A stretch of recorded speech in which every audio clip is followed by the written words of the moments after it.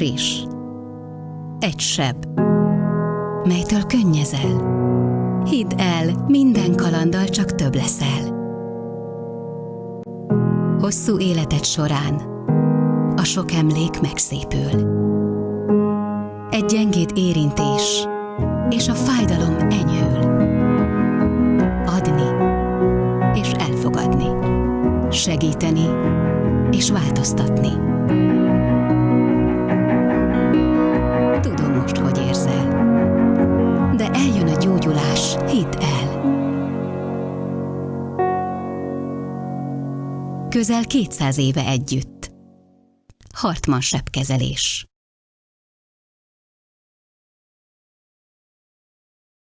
Egy bank szerintünk nem csak a pénzügyekről gondoskodhat, hiszen az igazán fontos dolgokhoz nem is pénz kell. A családhoz, a barátokhoz, a lelki békéhez, vagy épp egy jó ízű nevetéshez. Mindehez sokkal többre van szükséged. Egészségre. Csatlakozz te is az MKB 20 perc egészségprogramjához, hogy minél többen tegyünk nap mint nap testi és lelki egészségünkért. MKB Bank. Az egészség a legjobb befektetés. A jégkorongban azt tetszik a legjobban, hogy meg tud győzni. A női foci szépsége szerintem az őszintesség, meg az, hogy egy vesztes helyzetből is képesek vagyunk felállni. De hogyha hiszünk magunkban, akkor elérhetjük a céljainkat. Olimpiára szeretnék kijutni, és ott érmes, aranyérmes szeretnék lenni. Olimpia? Gyermekkorunkban kitűztük magunk elé célként, és hát ezért küzdünk nap mint nap, hogy mi is elérjük az olimpiai bajnoki címet. Nagyon fontosak voltak az életemben a példaképek, és azt szeretném, hogy én is egy példakép legyek a következő generáció számára. Keményen kell dolgozni minden nap. És ennyi. A tetrekészség és a műsor támogatója a Telekom.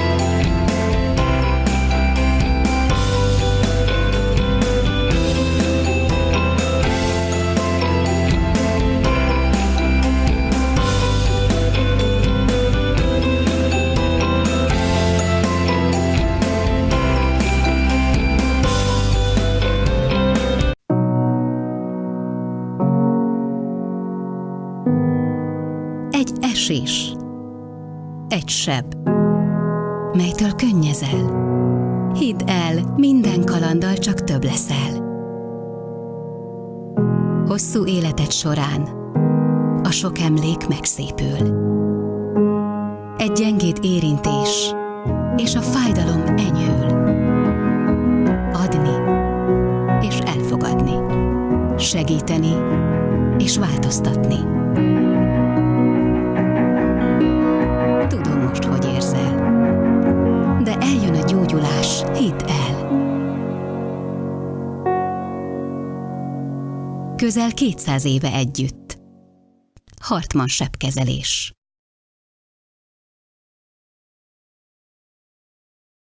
Egy bank szerintünk nem csak a pénzügyekről gondoskodhat, hiszen az igazán fontos dolgokhoz nem is pénz kell. A családhoz, a barátokhoz,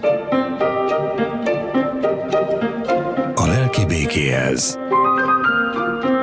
vagy épp egy jó ízű nevetéshez. Mindehez sokkal többre van szükséged. Egészségre.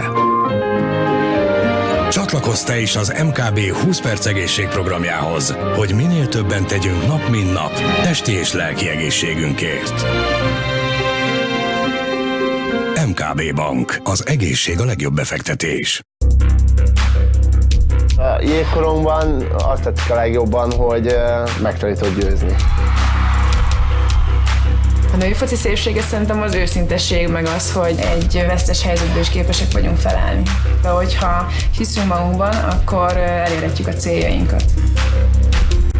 Olimpiára szeretnék kijutni, és ott érmes, aranyérmes szeretnék lenni.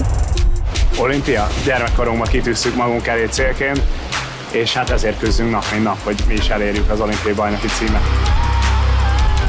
Nagyon fontosak voltak az életemben a példaképek, és azt szeretném, hogy én is egy példakép legyek a következő generáció számára. Keményen kell dolgozni minden nap. És ennyi. A tetrekészség és a műsor támogatója a Telekom.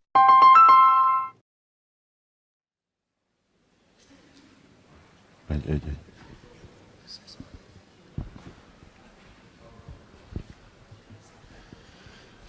Jó reggelt kívánok, hölgyeim és uraim! Köszöntöm Önöket április 26-án konferenciánk második napján, és azaz... Morning, we are starting our second day of the conference, and I have good news for you. One part of the messages went throughout the world. We have learned from General Kopcho, an apple keeps the doctor away. We do not have any apples in this building. Colonel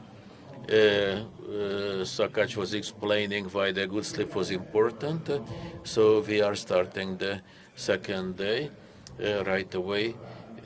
We are announcing Ildikó Horváth, Professor Doctor, State Secretary from the Minister of Human Resources. She's going to give us the keynote address. Madam, the floor is yours.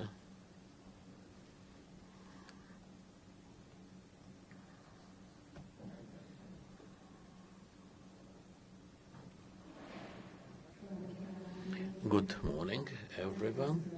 Thank you very much for this invitation. Special thanks to the General. I'm sorry that I couldn't be here yesterday with you. I could see how high standard it was and how widespread in so many ways. And I'm always wondering what is sports and home defense and health care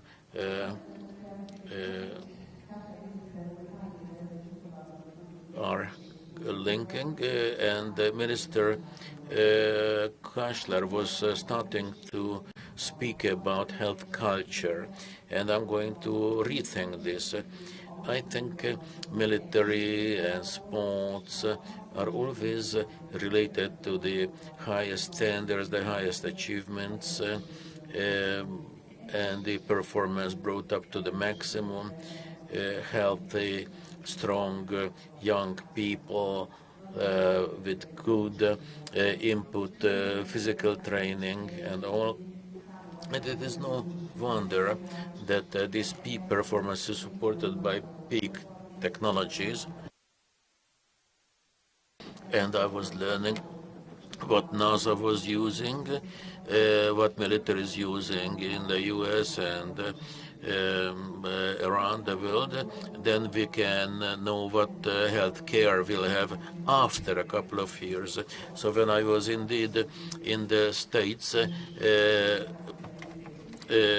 we were around 2013, 2014, they told me that no sports research as such was there, but if you want to know about the cutting edge of this area, then you must talk to NATO, you must talk to the military. I was head of the division at that time in the Ministry of Health, and I've learned a lot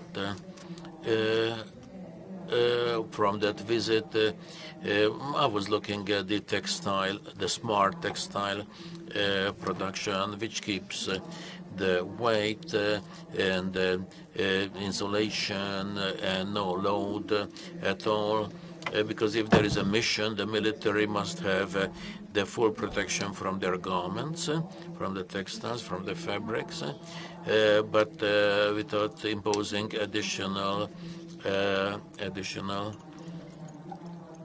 load. Rehabilitation already supports the skeleton and the frame of the body. We know that it started from the military, and we start using this in the rehab area. I was picking a few slides from here and there, and I was thinking, I was looking at the Google about the Second World War, how the military were playing football while the front was just a few miles away. Then I could also see that the Hungarian football team, the so-called Golden Team, was coming up, and I'm so glad that we have an exhibition here covering that subject. And this page is coming from the US. The first icon shows where they position themselves. Health-related areas are depicted where we must focus, so they must focus. There are such issues that unscheduled pregnancy in the military. This was a very sensitive issue, and it was discussed openly. And sports and the general health and fitness, these are the starting points. Then quitting smoking is also there, and the various modes of handling stress. Maybe it is known to you more than to myself or the staff what you should do with the non-deployable members. What is a non-deployable soldier? I found pictures like this. He's a military, but truly non-deployable. And the obesity. I'm speaking about the U.S. military. We are not really different from the other parts of the world. They are describing a quite major figure. The 70% of young Americans between 17 and 24 are ineligible to serve in the United States military, and this is due to the overweight. And my whole approach and thought, line of thought, is covering this area, that starting with the little ones, obesity of the children is an issue which we must deal with, for the reason because a fat child is going to grow into a fat adult.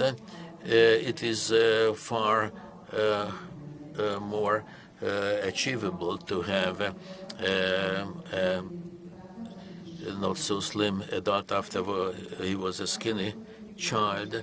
And the way we can retain our health with more activity, healthier diet, with physical activity, and ensuring the adequate food. This health safety issue is not only in the focus, but we do have an excellent team. And since 2010, this government has been really making huge efforts into efficient measures based upon those legislation that, for instance, today you don't have to consume trans fat once you visit a coffee shop or cafeteria. We have not even noticed how it was introduced. In the school cafeterias, students are getting quite healthy food.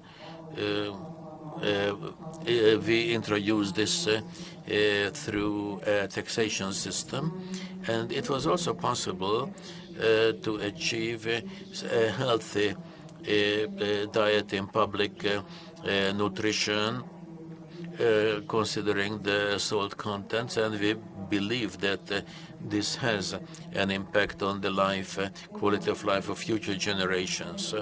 It also is important for the military because we believe that the generation of in their teens or early 20s now will have a different quality of life compared to what we see in the US. When we speak about sports, it's also a related field. Competitive sports has now more than twice as many professionals supporting the competitive sports and generally the outdoor activities, and it has become trendy, and we can recognize the physical training, some activity in the school. Every day there should be something, and we just believe that these children dance one day, do the physical education the other day, and the results can be seen really and truly very nicely. And regularly, every day, the children are doing some physical activities. This is the question of specialty in the educational system, that if we do it every day, but only during the sort of working day, even though the weekend should be just as active for this generation and for others as the rest of the days. A huge achievement is that the child age obesity has stopped, or I wouldn't say declined, but has stopped. And this is a major achievement, and in so many countries north of us, west of us, there is a continuing upward trend of obesity. So we can recognize some success here. And my last slide has the title, With 3 Generations for Health. The health and hygiene policy of the government is speaking about health culture, understanding health, sports, activities. So we believe that all those actions which we are promoting through the public culture, and we are thinking of the 3 generations as a movement to promote the thought to all the communities, from big cities to small villages. From the moment you are born, you should have a healthy approach, or even before in the fetal stage through the parents. How the different generations can be taught about the various approaches, the understanding health. It is not the parent, it is not the doctor or the kindergarten teacher who can talk to the youngest generation, kindergarten age children. It is the clown, because the clown can tell them that in the health kingdom nobody smokes and they eat lots of fruit and veggies, and they are even given a gift for that. So we started also development of basic care, incorporating local health centers, and I believe that if there is a local military facility somewhere, a base, army base or whatever, then the transfer of knowledge of sporty and healthy life can be spread outside the military. This is what we call civil-military cooperation. The various communities which I found on the web that they found a motivation program that 8-week-long lifestyle changing program were introduced, and there is a motivation at the end of the 8 weeks. For instance, for every pound or a kilo of body weight lost, and for the young people work like adults and the other way around. You have to have a confirmation.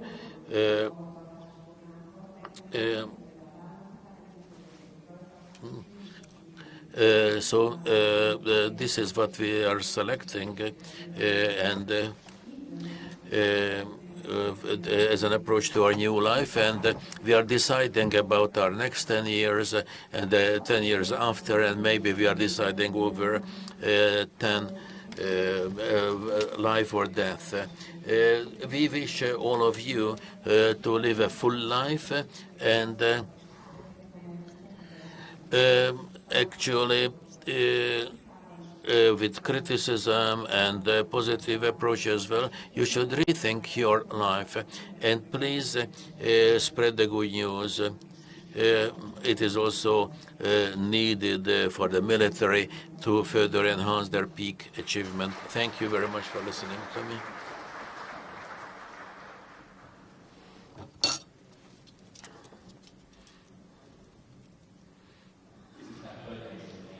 Ladies and gentlemen, may I kindly ask Associate Professor Ádám Mester, and his father was the creator of hungarikum, a very special Hungarian approach for therapy. Distinguished Madam Secretary General's audience, ladies and gentlemen, it is a great honor for me to be here, and I can show you a picture concerning the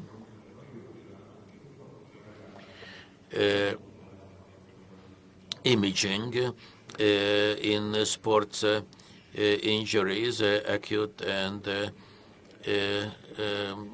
chronic and repetitive processes.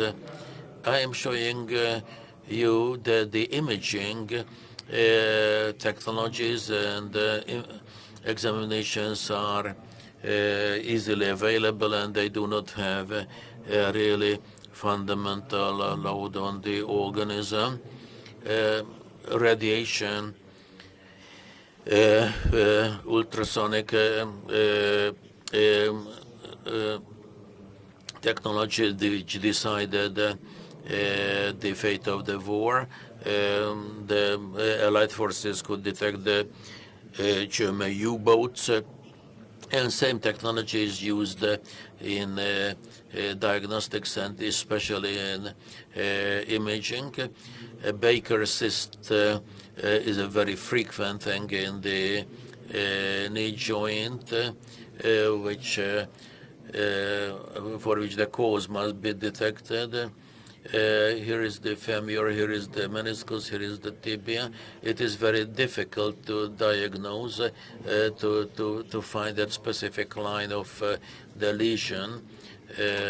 And it is biceps, and this is also tendonitis with a longitudinal section. The darker area is the liquid. Here is a lesion of the humerus head, and these examinations can be actually investigated with the instruments we have. This one is coming from the internet. Probably the imaging was done by a device better than what I have. This strain elastography testing is further improved with a color coding software supported. The transducer performs the compression, and we can see here the distinction between the cases before and after. During the examination, this is what we see, that some of the formations are harder and tougher than the others.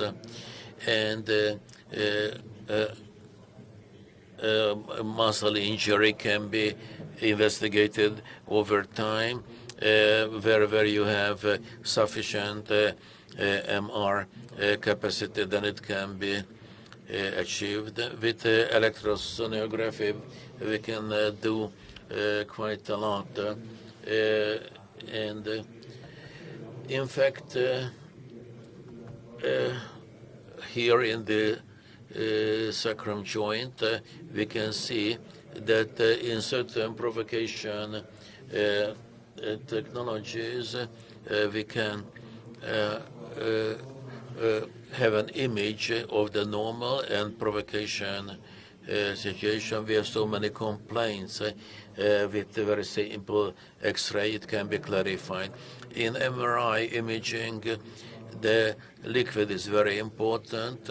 In the cross-section, we can see lots of liquid in the small joint due to the instability.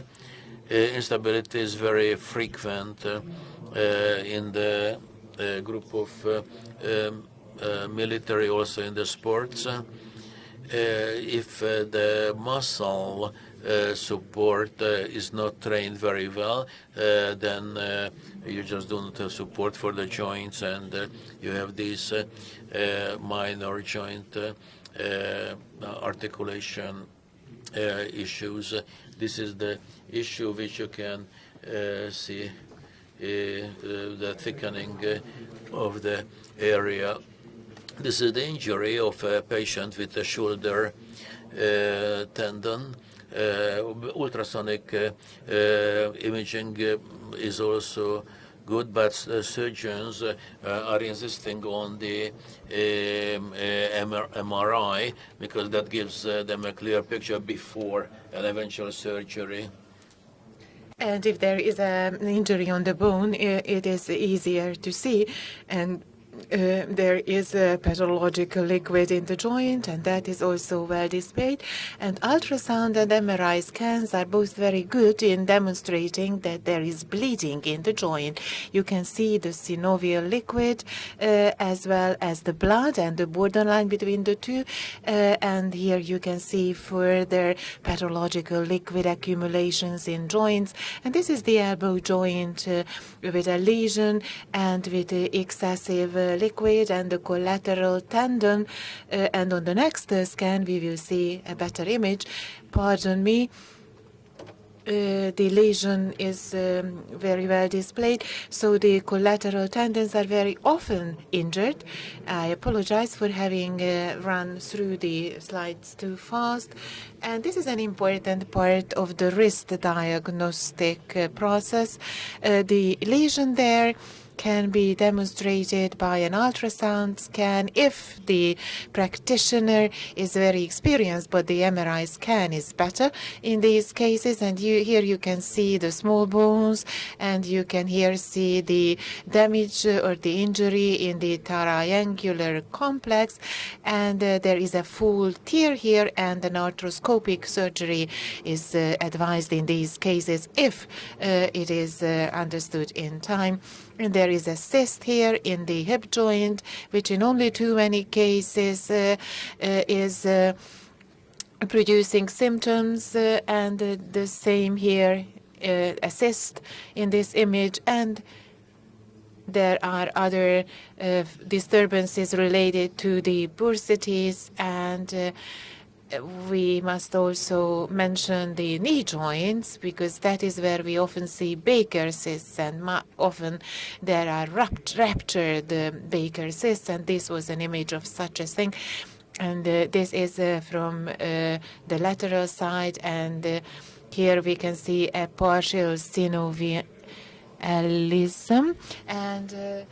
and this means that if the tendon is prolonged, it does not need to be ruptured, but it is prolonged, and then the knee becomes unstable. But the organism starts repairing the lesion, and here we can see exactly this process.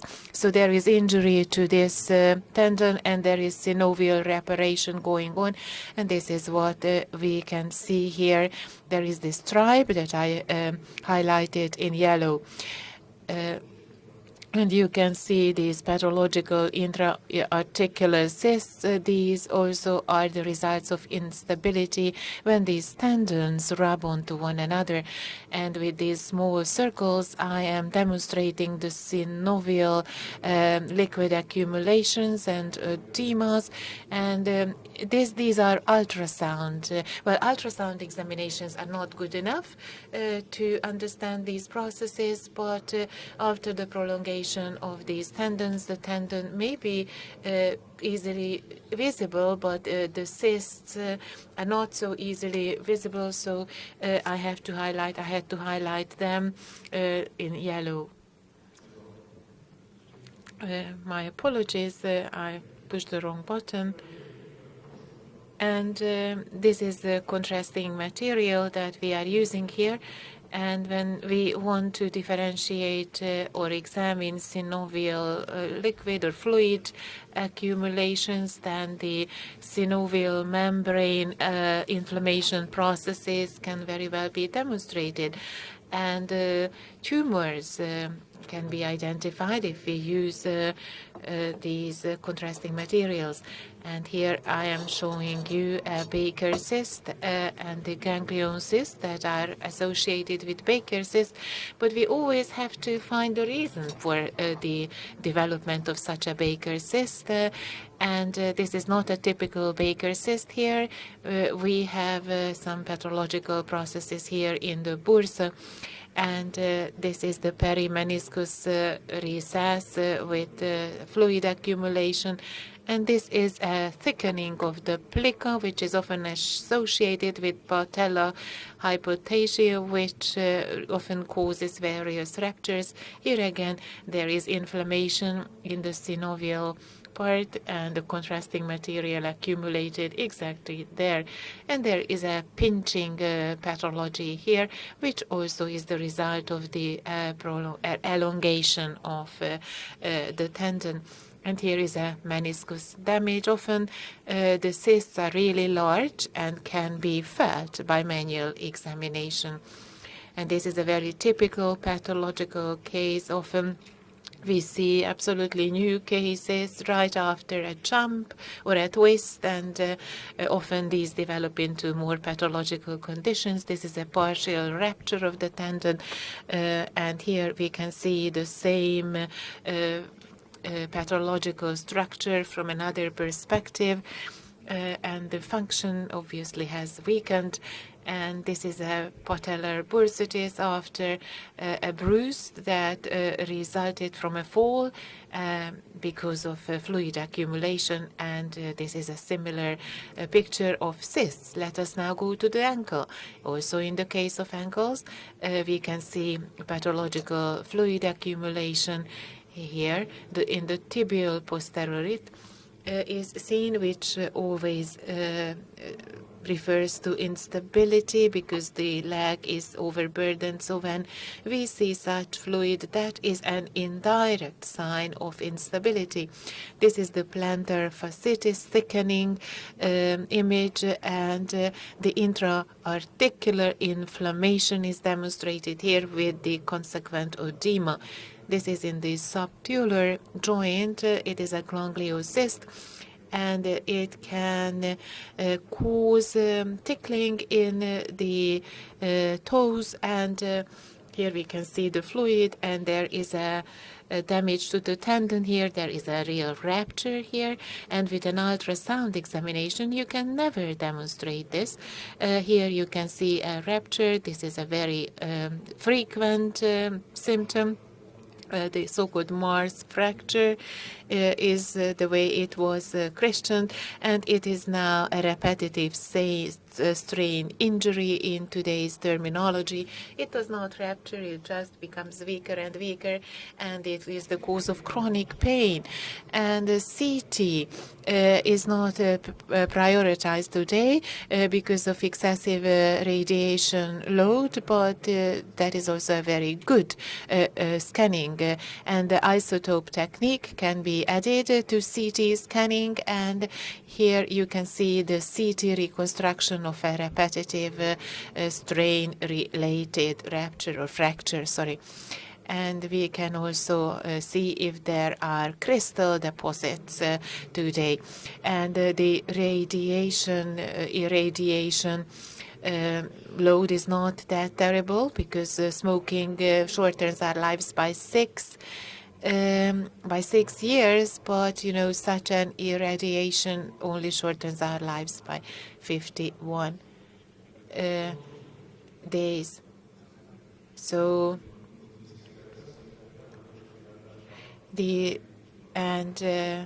of course, if we don't do the examination, then it's going to be a huge problem. And this is a CT scan again, which is much better than the MRI. And with the CT, you can also see very well the tendons and the ligaments. And I am using color codes to demonstrate the inhomogeneity. And this is a muscle lesion, the white part. This is an MRI scan. And this is the ultrasound scan of the muscle with a hematoma in it. And this is a scaphoid fracture that is only diagnosed too late in only too many cases. And this is the pathological image of medial and lateral epichondritis. Thank you very much for your attention. And in the last 1 minute, I only want to tell you that there are some soft tissue injuries, for example, in the brain, which is also soft tissue, which may occur in the case of athletes and soldiers. In today, people occupy a very convenient position. There are no MRI, namely there are no MRI examinations in the night.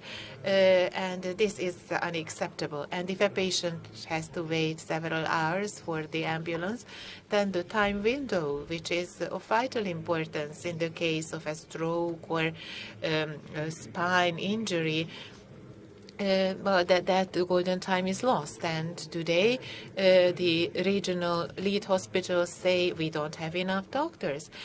Instead, we should have a system of doctors on duty, and instead the patient is transported for hours in ambulance cars to various destinations, and at the end of that process, that golden hour is already lost.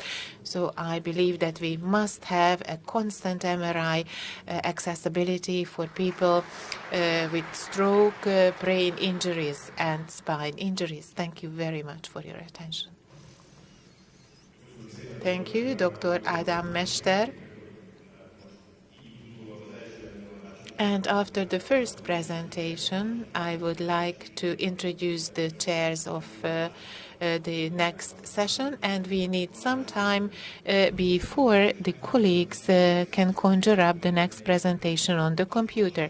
So we now have Dr. Professor Sandra from the Reumatology Department of the Military Hospital, and we also have the head of the Neurology Department of the hospital here with us, and I would like to pass the floor to Mr.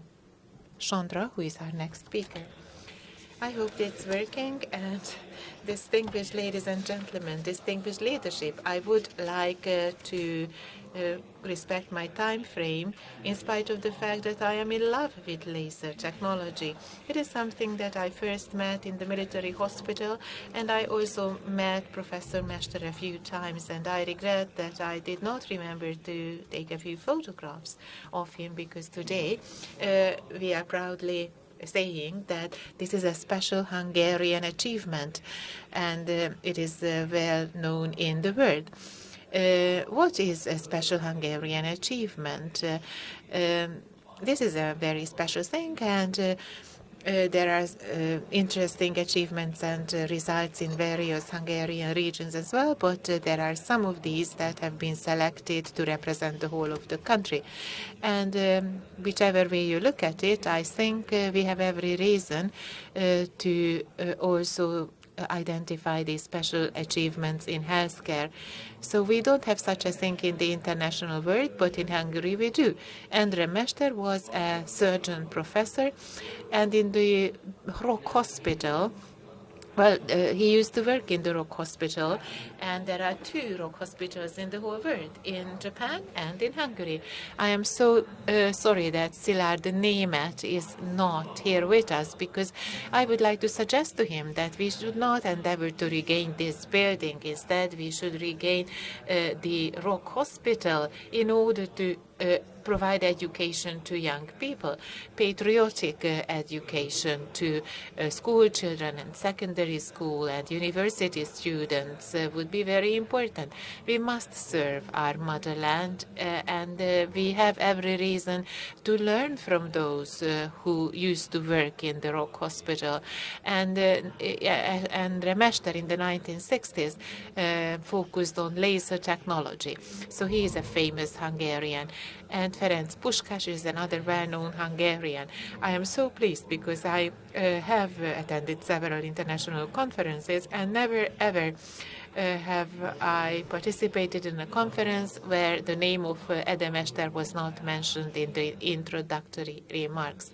So I felt in the same way when at the Olympic Games the Hungarian flag is hoisted, and the name Puskás makes me feel in the same way. I think both of these prominent people wrote their names in history. So when did this all start? Earlier, technology was a subject that would have been better known, laser would have been discovered. Theodor Neumann was the first person who wrote about it, so that was the starting point in 1960. We can be very proud of the fact that there are several Hungarian scholars in this field. 60% of the world's laser physicists are Hungarian. Most of them live in the United States today. And even those who were born elsewhere and emigrated to the U.S. learn Hungarian in order to be part of this community. And in some of the recordings you hear these funny accents and the use of Hungarian swear words in a funny way, because these Mexican people, for example, have learned Hungarian. So these are the people who have written their names in the history of Hungarian and international laser medicine. Let me also highlight 2 other people, the son of Professor Ede Mester, and he also had another son who went to work in the US and who did a great deal to have laser technology recognized. So we have everything to thank to Ádám Mester, my friend, who also attended several international conferences and disseminated knowledge about this important technology. And you can see the names of and the photographs of other prominent scholars in this area. But I must highlight Károly Rózsa, we must remember him, and Judit Horváth and Ervin Tanos are two other important people. Judit Horváth is a family doctor, Ervin Tanos is a physicist, and the two of them did a great job in spreading knowledge about laser-based medicine and how laser technology should be handled. They have organized many different courses, and Károly Rózsa developed it further. Endre Mester is the pioneer of laser medicine. He introduced the concept of biostimulation. He examined the potentially harmful effects of laser technology, and he understood that indeed this could have very beneficial effects. Here we can see a case of biostimulation. There was an ulcer here, a really ugly one, and he was a surgeon, as I said, and he developed this concept, and he managed to heal the wound. And that was the starting point of an impressive development. We know that the Healthcare Supervisory Authority in the U.S. is a very strict organization, so they make no concessions if they do not believe in something, but even they have introduced this innovation, and they embrace the concept of biostimulation. And I believe that we can say that a Hungarian achievement was introduced in the U.S. In the 1970s, an excellent Hungarian physicist, a doctor of the Hungarian Academy of Sciences, also did a great job in this area.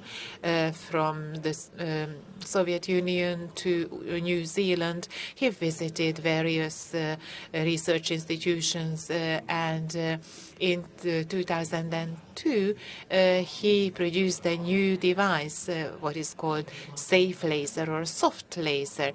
And since then, 34 years, so many years have gone by since he started working, but he always remembered, and we have always remembered, that when Uncle Bundy came in, it was a great honor to meet him.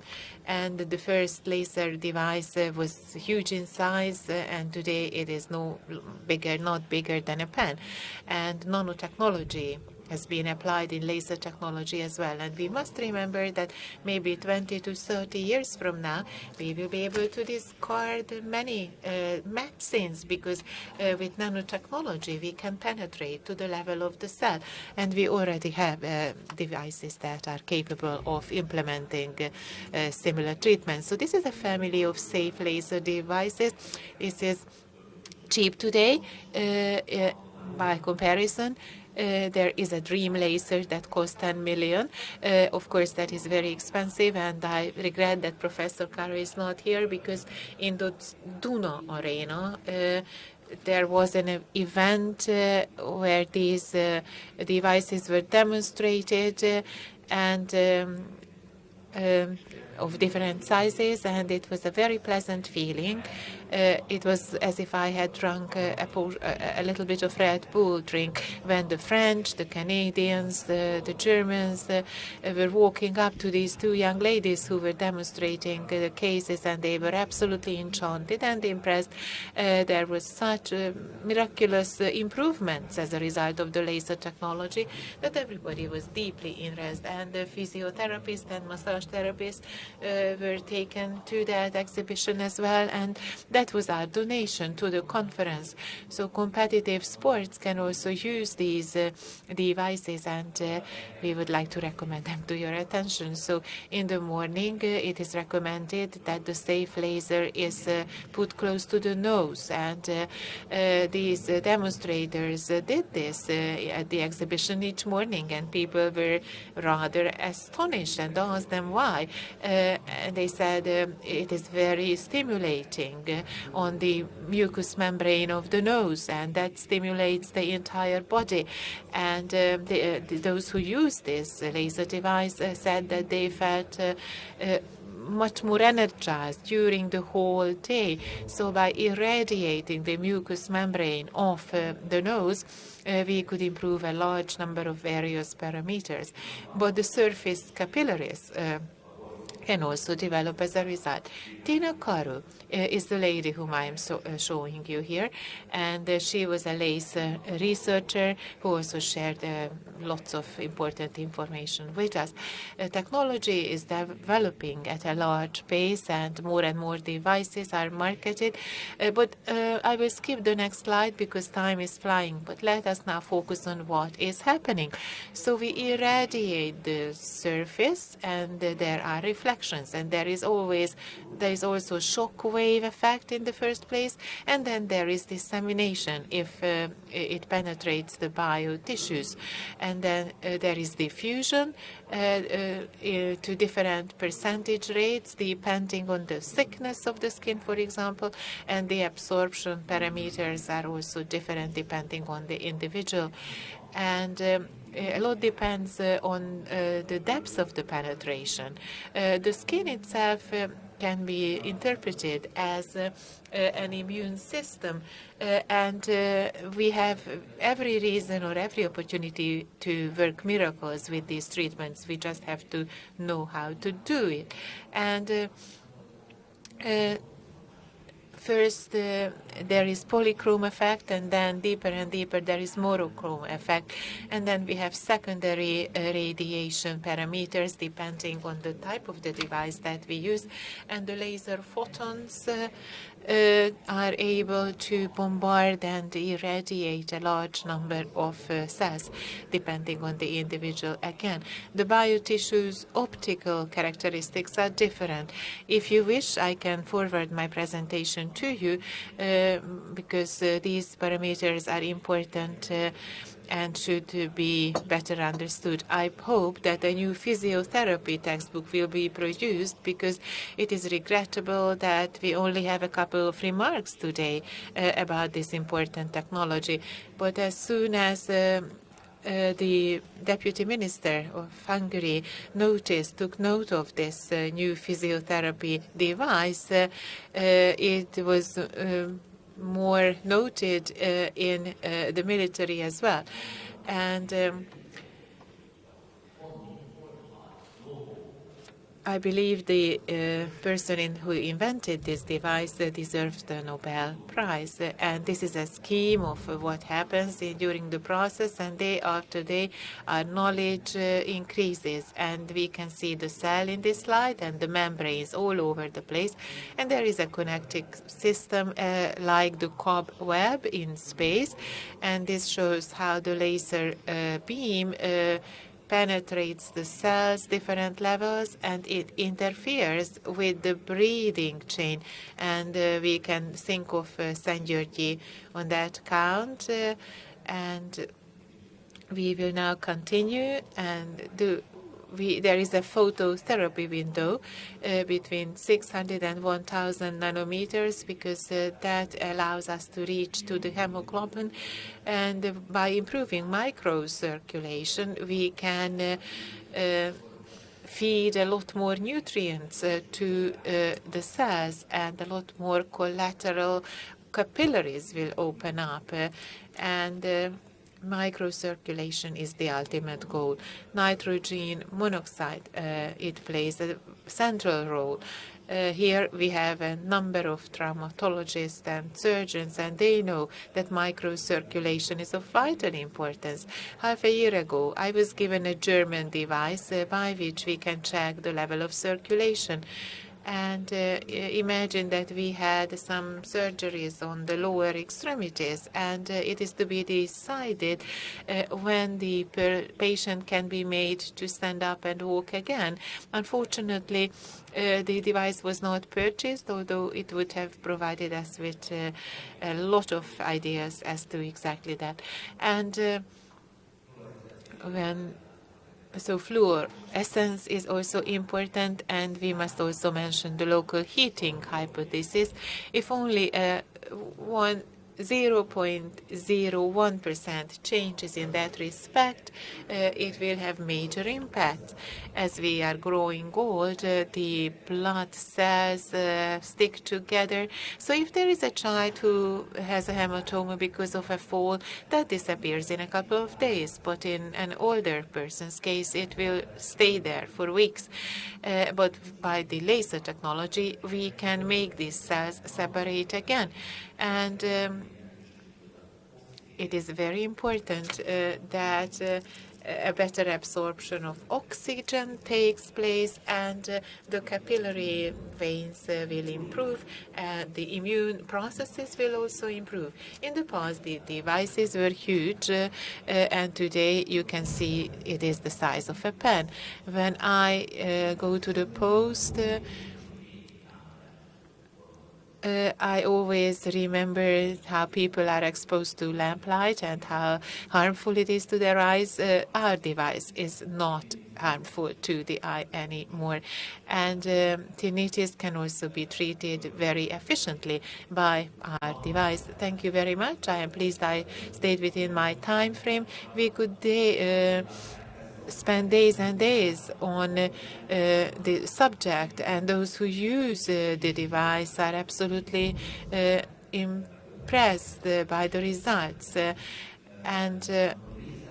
When we start fighting against these conditions by laser, we will have impressive results, and day after day we are harvesting more and more results. So I do suggest that you taste this technology, give it a try. It is accessible through the internet, and I am very pleased that in Hungary we have the largest laser ambulatory clinic exactly in my department, and we are dedicated to laser technology, and we have many disciples, so to say, and we regularly organize conferences on the subject of laser-related physiotherapy.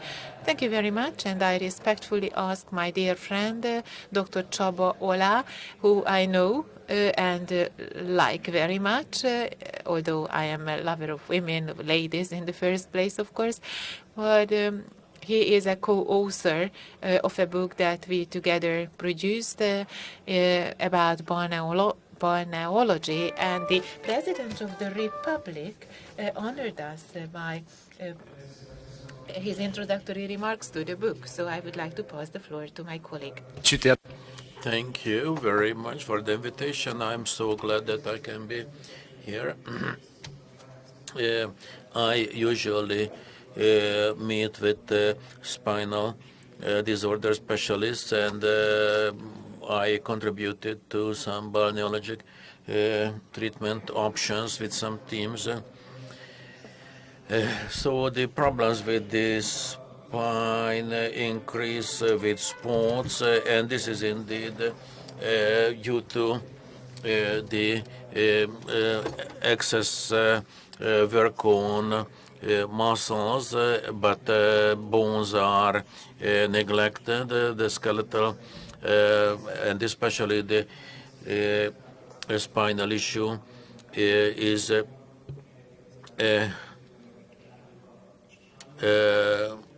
the problem. In Los Angeles, you could see Pamela Andersons all over the beach. In China last year, was obesity already predominant. So the body weight is growing, but longer age and the weaker bones, skeletal structure, broken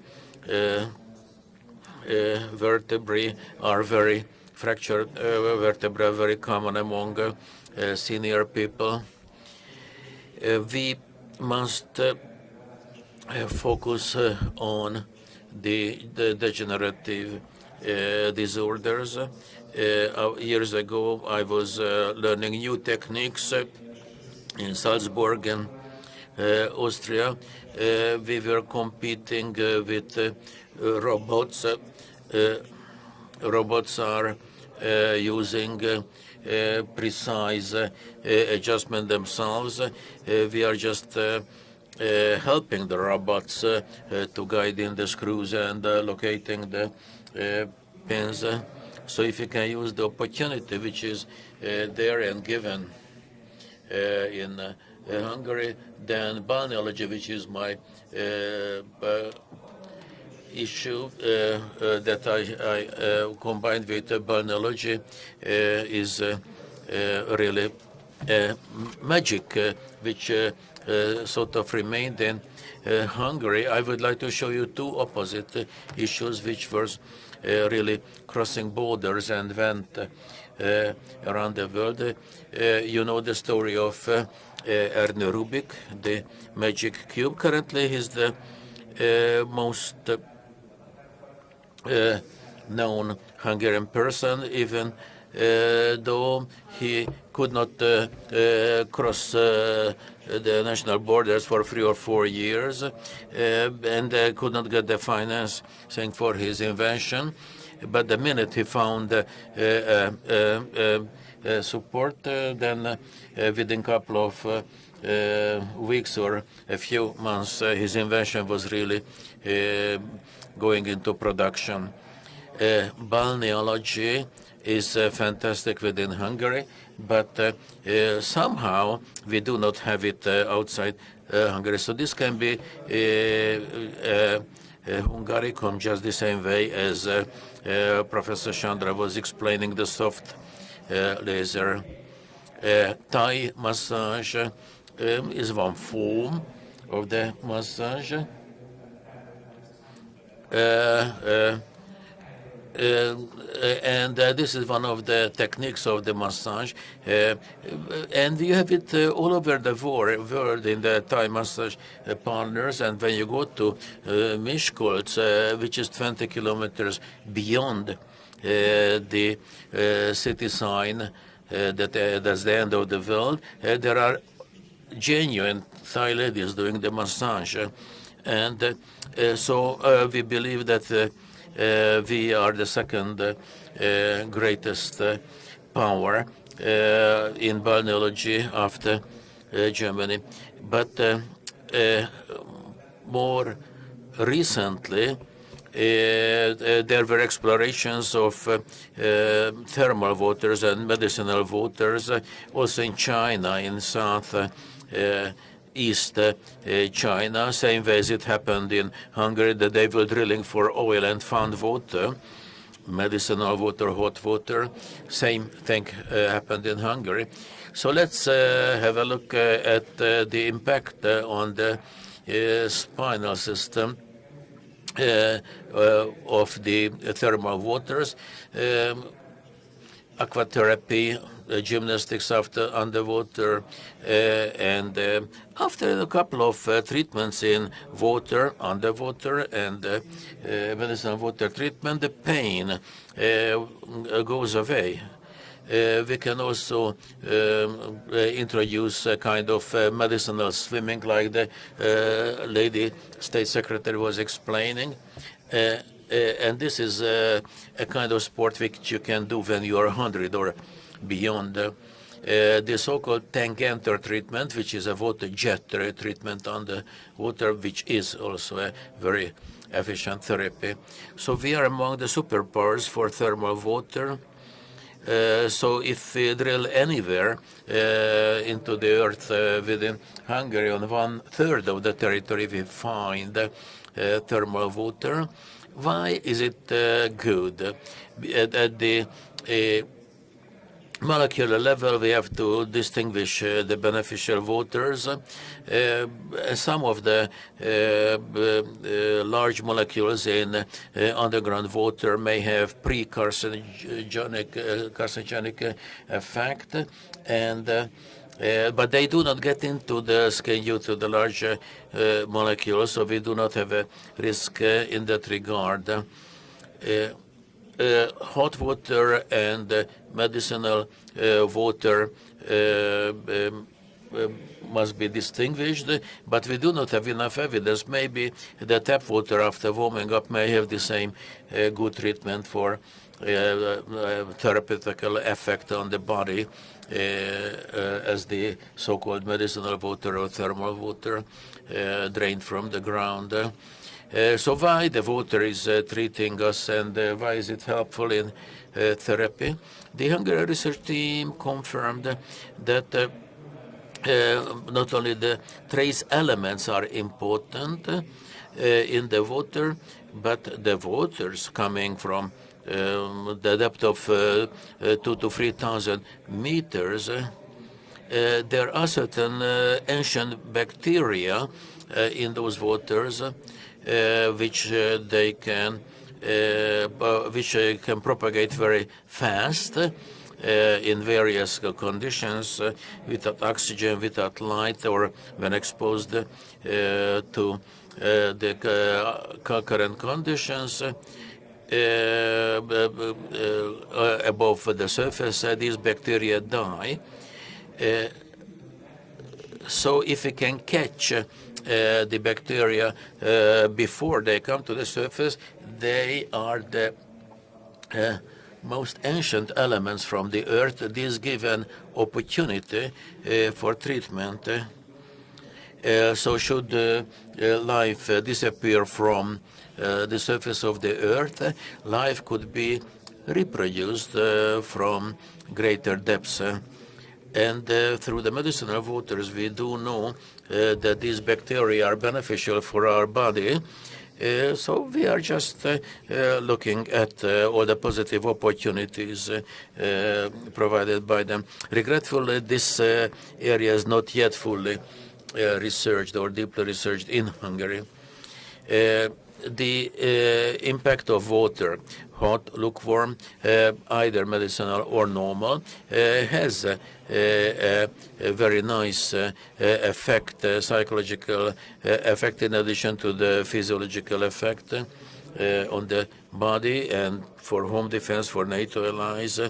I just believe that staff, NATO staff from mission, fatigue, the post-traumatic effect. The same treatment could be given to the service persons returning from the theaters, and they could be restored, recovered like civilians in the various biological centers of Hungary, where they could receive the treatment and recover very quickly.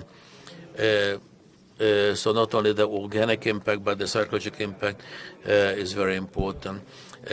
In the major rheumatology centers, we organize these underwater treatments when you can imagine that if there is an issue with the backbone, with the spine, then the spine cannot support the total body weight. But if you are swimming or underwater, then certainly even a weaker backbone can support the body. So all the movements under the water can be carried out underwater, and the beneficial effects are without question. The Tangenter treatment, it is very similar to the trendy jacuzzi system. So water jet and the impact of water jet on the body is beneficial, but if it is combined with medicinal water, then clearly the efficiency is far greater. Swimming, so-called medicinal swimming, we always say that backstroke, that's the best for the spinal system, and also if you have a child with a backbone issue, the swimming is going to correct that with quite great efficiency. The weight bath treatment, it is fully evidence-based treatment now, and competitors to the weight bath or spa these are the suspended spa. These are reminding us to medieval torture devices, but we do have more modern versions now, and even robotized systems. These extraction systems remove the stress on the vertebrae, and with weight bath, you do not have the risks which you have with the other kind of suspension or extraction systems, where you can burst the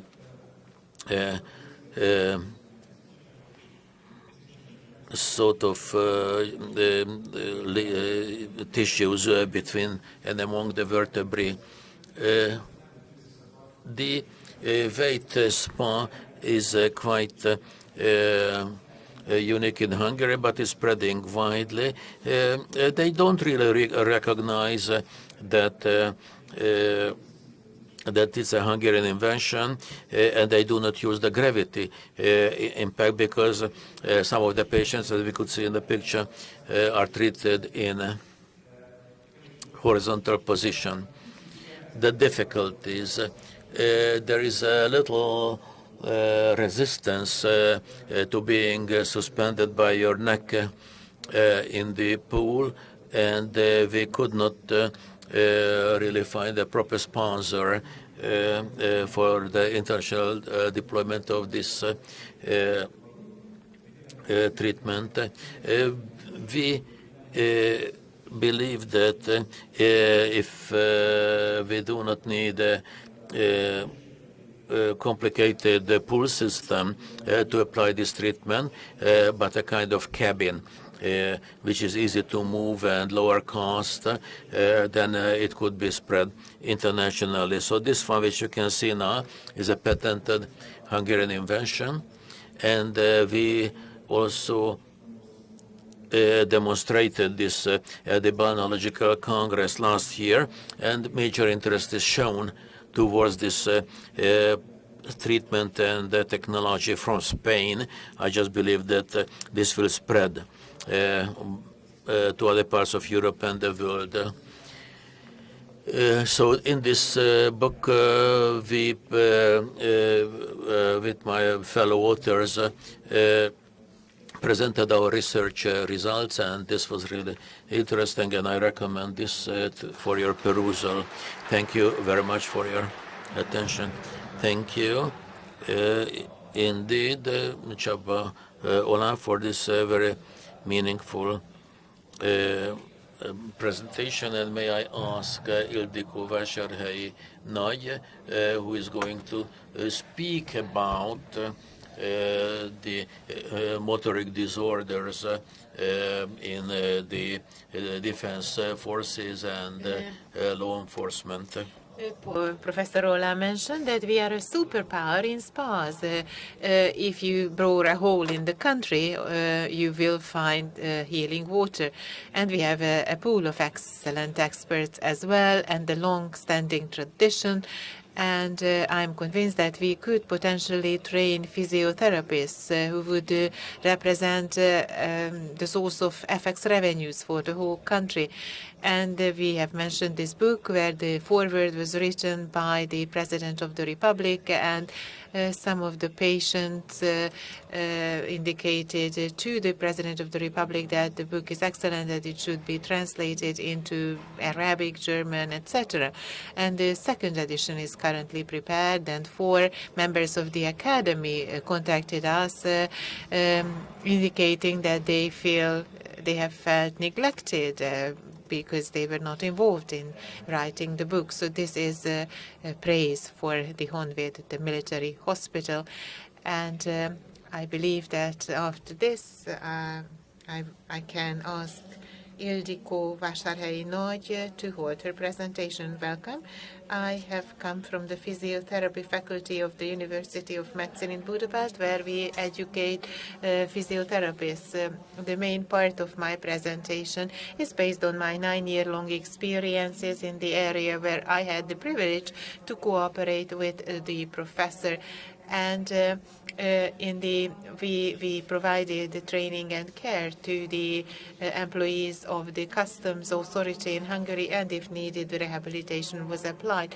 In addition to this, I also initiated some research on the subject, of which I would like to spare you a few words.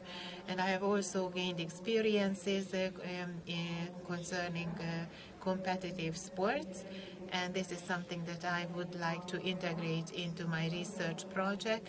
And I can report to you that there are so many modern and novel methods to develop competitive athletes that we can be absolutely certain that these important novelties can be successfully applied to the military as well as law enforcement staff.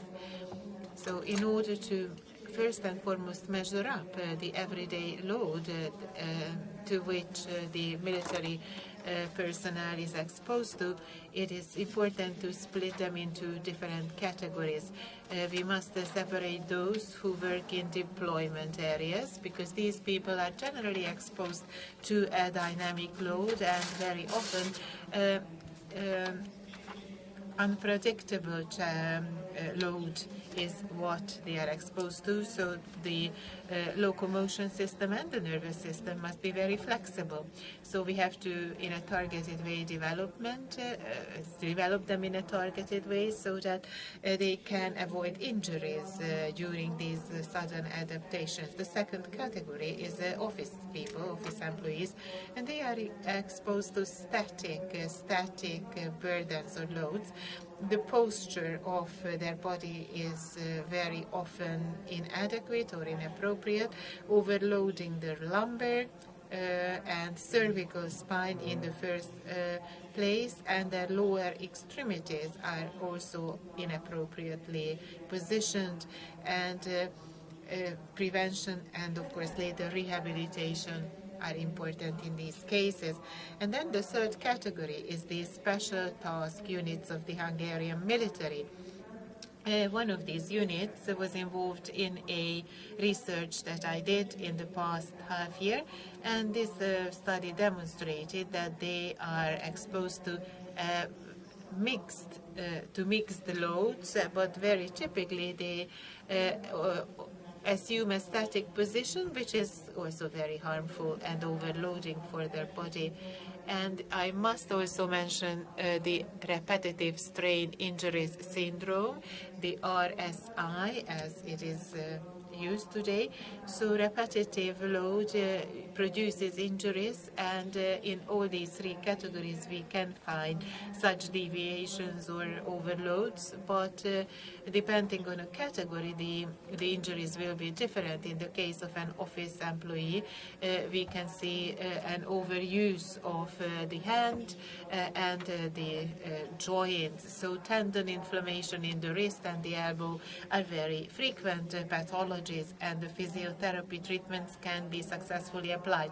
Laser therapy, magnetic therapy have proven to be very efficient, and physiotherapy must also be mentioned, because I can see the positive effects on a daily basis. And in the case of those who work in deployment situations, acute traumatic injuries and lesions are very frequent, unfortunately.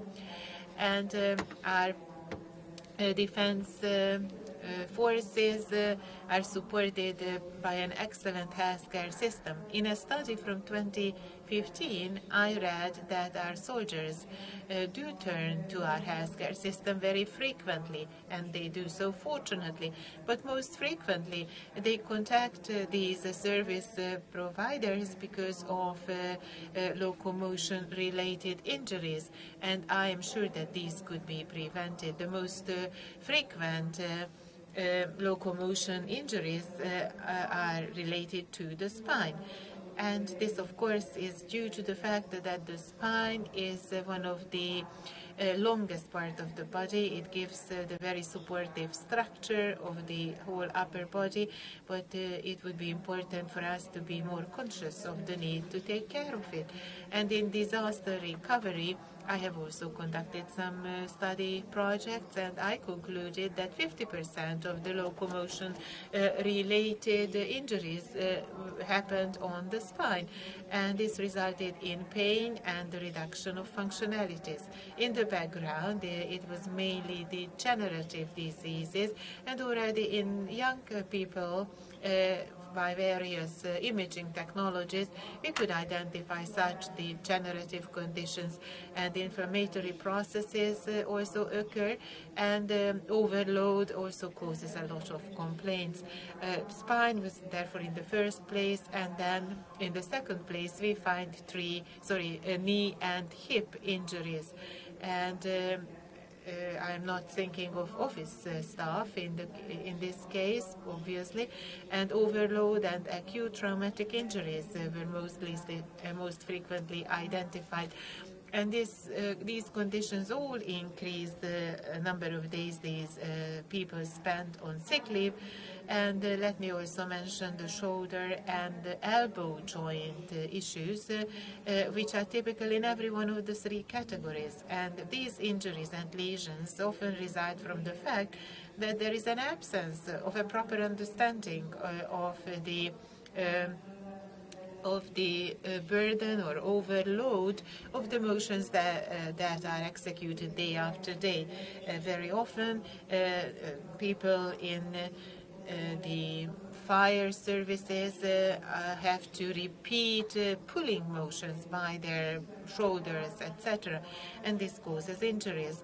And then the small joints on the upper extremities and the lower extremities are also very, very frequent in office staff or in jobs where precision movements must be repeated.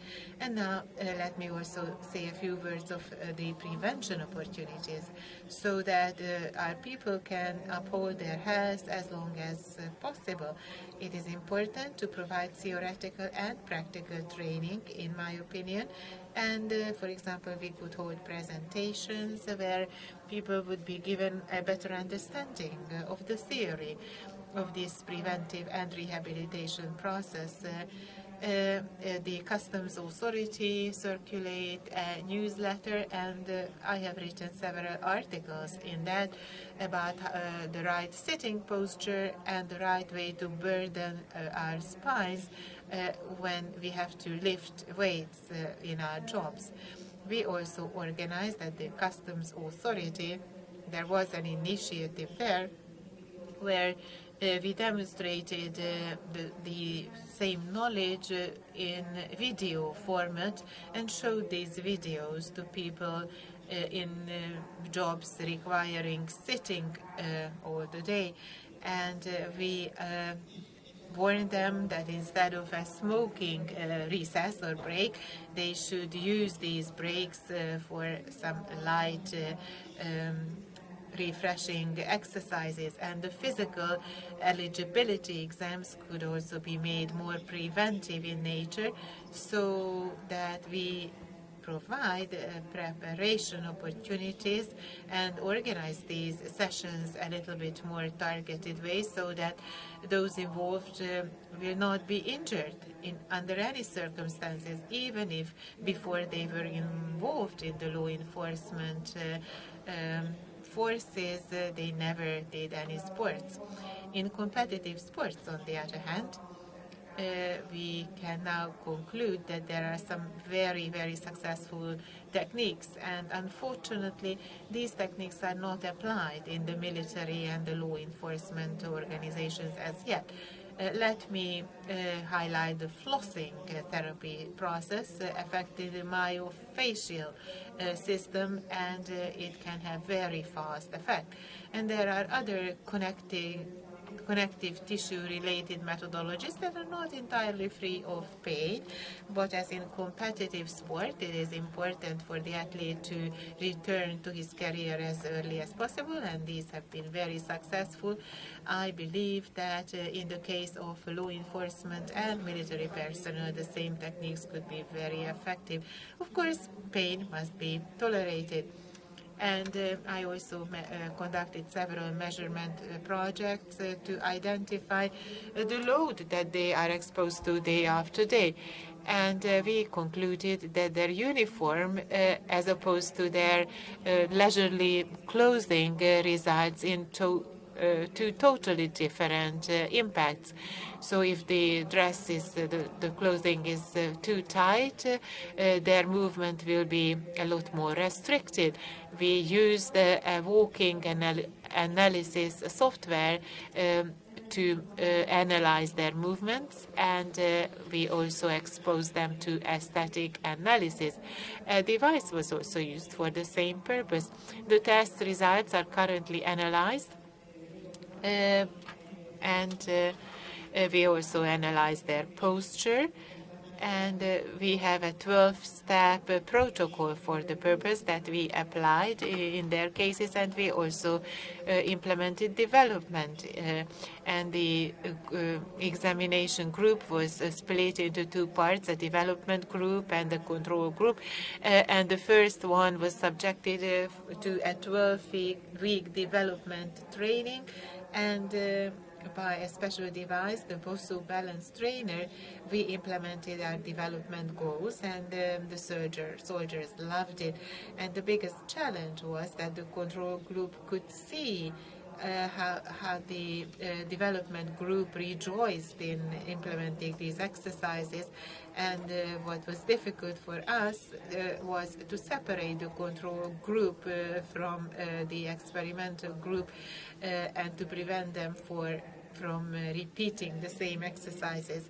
But fortunately, we succeeded in doing this, but only because we promised the control group members an opportunity to test the device themselves. So we think this technique should be incorporated in the daily exercises, and indeed, the soldiers were more than pleased to do these exercises, and they even came up with novel exercises that surprised even me.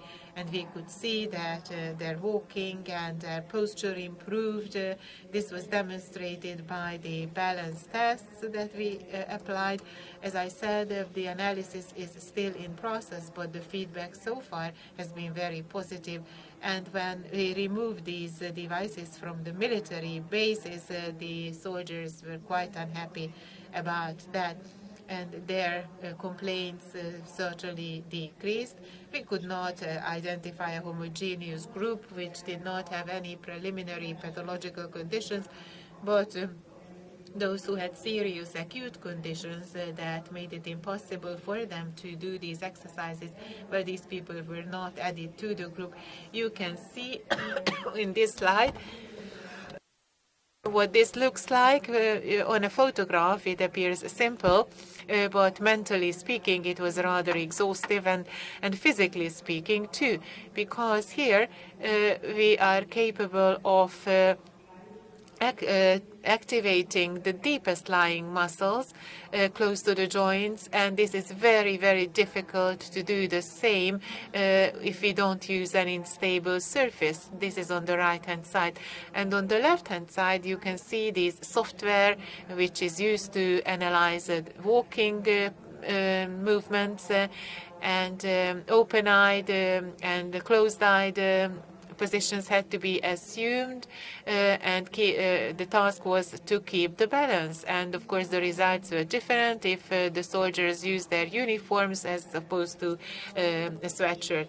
And in addition to just holding a posture, the soldiers also had to run, so that on this device, because we wanted to see the way they use their feet and legs, because the axes of the lower extremities are always impacted by their work, and such things also play a vital role in the development of various leg deformities.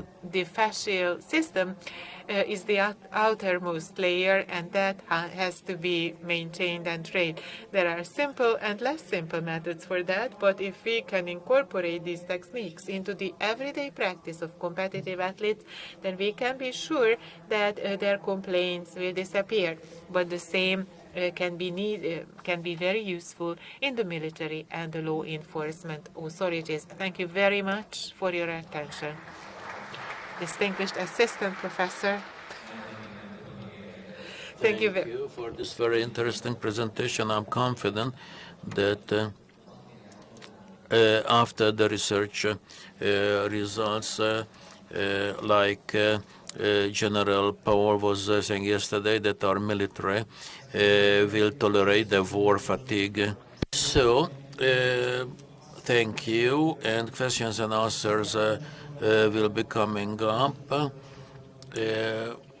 May I kindly request to put your questions using a mic concerning the presentations we had in this first section today.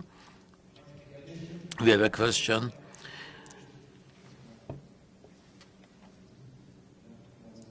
It doesn't concern this presentation. As a neurosurgeon, I would like to add I'm also a stroke care neurologist. I would like to confirm that few seconds in hypoxia, we are not speaking about minutes, but seconds. We were looking at the cognitive functions, investigating a stroke case, and when the oxygen supply is controlled by restricting the carotids, then it is a major issue. So the person is safe from the swimming pool after hypoxia, and we say that we resuscitated the person. It is not the same person who is breathing again due to the brain impact. Going back, the assistant professor of the college at the Semmelweis University concerning the physiotherapy. I'm asking who has a question or comment. If not, then we would like to congratulate for the research and the presentation. And the control group is very important, so the evidence level of the control group should be emphasized. So this is what I'm adding. Who has a question to Professor Ola? He's really a good knowledge of balneology and drinking treatment. What is the issue with drinking treatment, like Karlovy Vary in the Czech Republic, drinking medicinal water? There are traditions in this country and also in the neighboring countries. When I was research director, I was in the Transcarpathian area, in an area where the various cleansing treatments were carried out by drinking and also with rinsing ablution. And I told the patients suffering from obesity, you can eat whatever you want, but don't swallow. And the drinking treatments, drinking these medicinal waters, I really do not know too much about this, but this is one option to a slimming diet, so that has an impact. Pharmaceutical industry replaced the medicinal waters.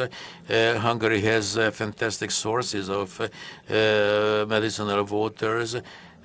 We lost our former territory, Transylvania, and also the south of northern part of Hungary, now Slovakia. There are fantastic medicinal waters, boric waters and others, and make sure that you alternate these sources. As a doctor, I am a doctor, and I'm really frustrated that they are selling at selling these medicinal waters in plastic bottles. The real drinking treatment should be consumed locally. The minute it leaves the source, it should be drunk. The minute you are packing it or moving it away, that is not the real thing. And you may have alternations, or you should have alternations, because the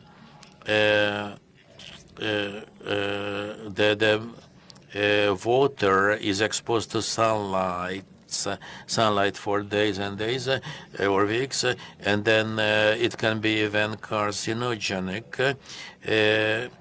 There are excellent cooks who are generating menus saying that certain meals should be accompanied by select mineral waters, silky, bubbly, frizzant waters. Csaba Ola and myself put together this water book, which also has a drinking chapter. Professor Sandra, do we have any comments, questions to the presentation by Professor Sandra? If not, then thank you very much, Professor. Please visit the lasers, Hungarian product, and we can be really happy that Professor Mester contributed to the widespread deployment of the use from the child care, early child care. This can be used for certain cases of dermatology and nasal discharge. Even the arteries and the veins can be irradiated. And in Germany, this system has been used widely, intravenous and intra-arterial tool. So many people believe that it's a gadget from the Star Wars. Irresponsible parents give lasers in the hands of children who may blind the pilots of the flights coming at low altitude and ready to land. This is absolutely irresponsible. We should be using and not abusing the laser systems. Here is the opportunity that even small capsules can be swallowed. There can be taking pictures throughout the intestinal system. And so the well-trained physiotherapists should be able to look at more precisely the disorders of body he or she is working on. I just believe that Hungary is going to have a new program with the recreation centers to have a healthier generation, combining with other programs, cultural and otherwise. And one more request, if you have comments or questions to the presentation by Professor Mester. If none, then I thank you, Professor Mester, and the moderator is taking over. So I thank for the presentation for our chair, Professor Sandra and Csaba Ola. And now the well-deserved coffee break is coming up, 15 minutes, and we start with the section number 2, chaired by General Stitz and Colonel Alec. Get some action, enjoy the coffee.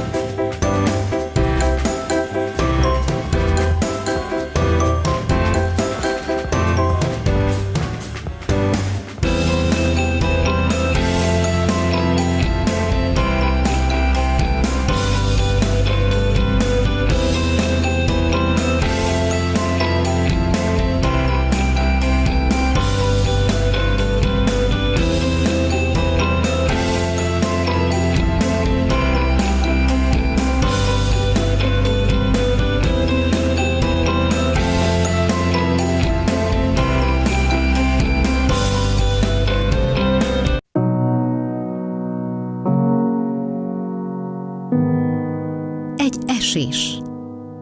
Egy seb, melytől könnyezel.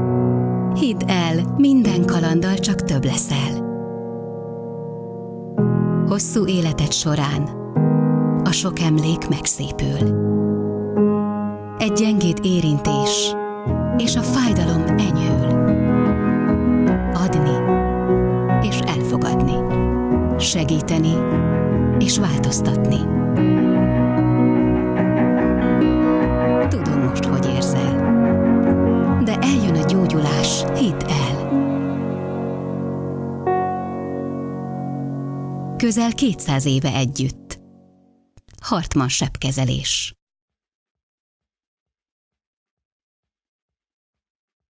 Egy bank szerintünk nem csak a pénzügyekről gondoskodhat, hiszen az igazán fontos dolgokhoz nem is pénz kell. A családhoz,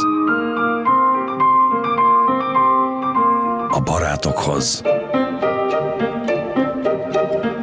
a lelki békéhez, vagy épp egy jó ízű nevetéshez. Mindehez sokkal többre van szükséged. Egészségre. Csatlakozz te is az MKB 20 perc egészségprogramjához, hogy minél többen tegyünk nap mint nap testi és lelki egészségünkért. MKB Bank. Az egészség a legjobb befektetés. A jégkorongban azt tetszik a legjobban, hogy meg tudod győzni. A női foci szépsége szerintem az őszintesség, meg az, hogy egy vesztes helyzetből is képesek vagyunk felállni. De hogyha hiszünk magunkban, akkor elérhetjük a céljainkat. Olimpiára szeretnék kijutni, és ott érmes, aranyérmes szeretnék lenni. Olimpia? Gyermekkorunkban kitűztük magunk elé célként, és hát ezért küzdünk nap mint nap, hogy mi is elérjük az olimpiai bajnoki címet. Nagyon fontosak voltak az életemben a példaképek, és azt szeretném, hogy én is egy példakép legyek a következő generáció számára.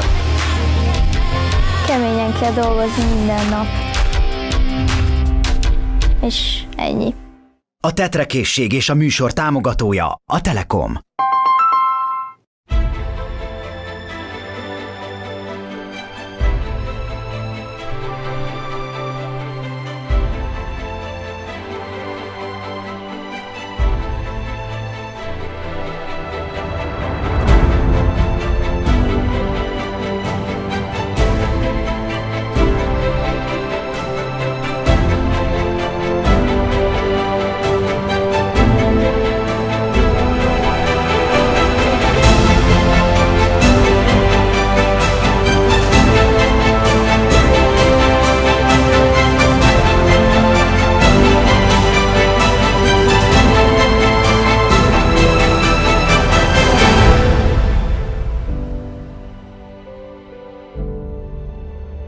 Hope you have had an adequate dose of caffeine and that you are prepared in every other respect for the second session.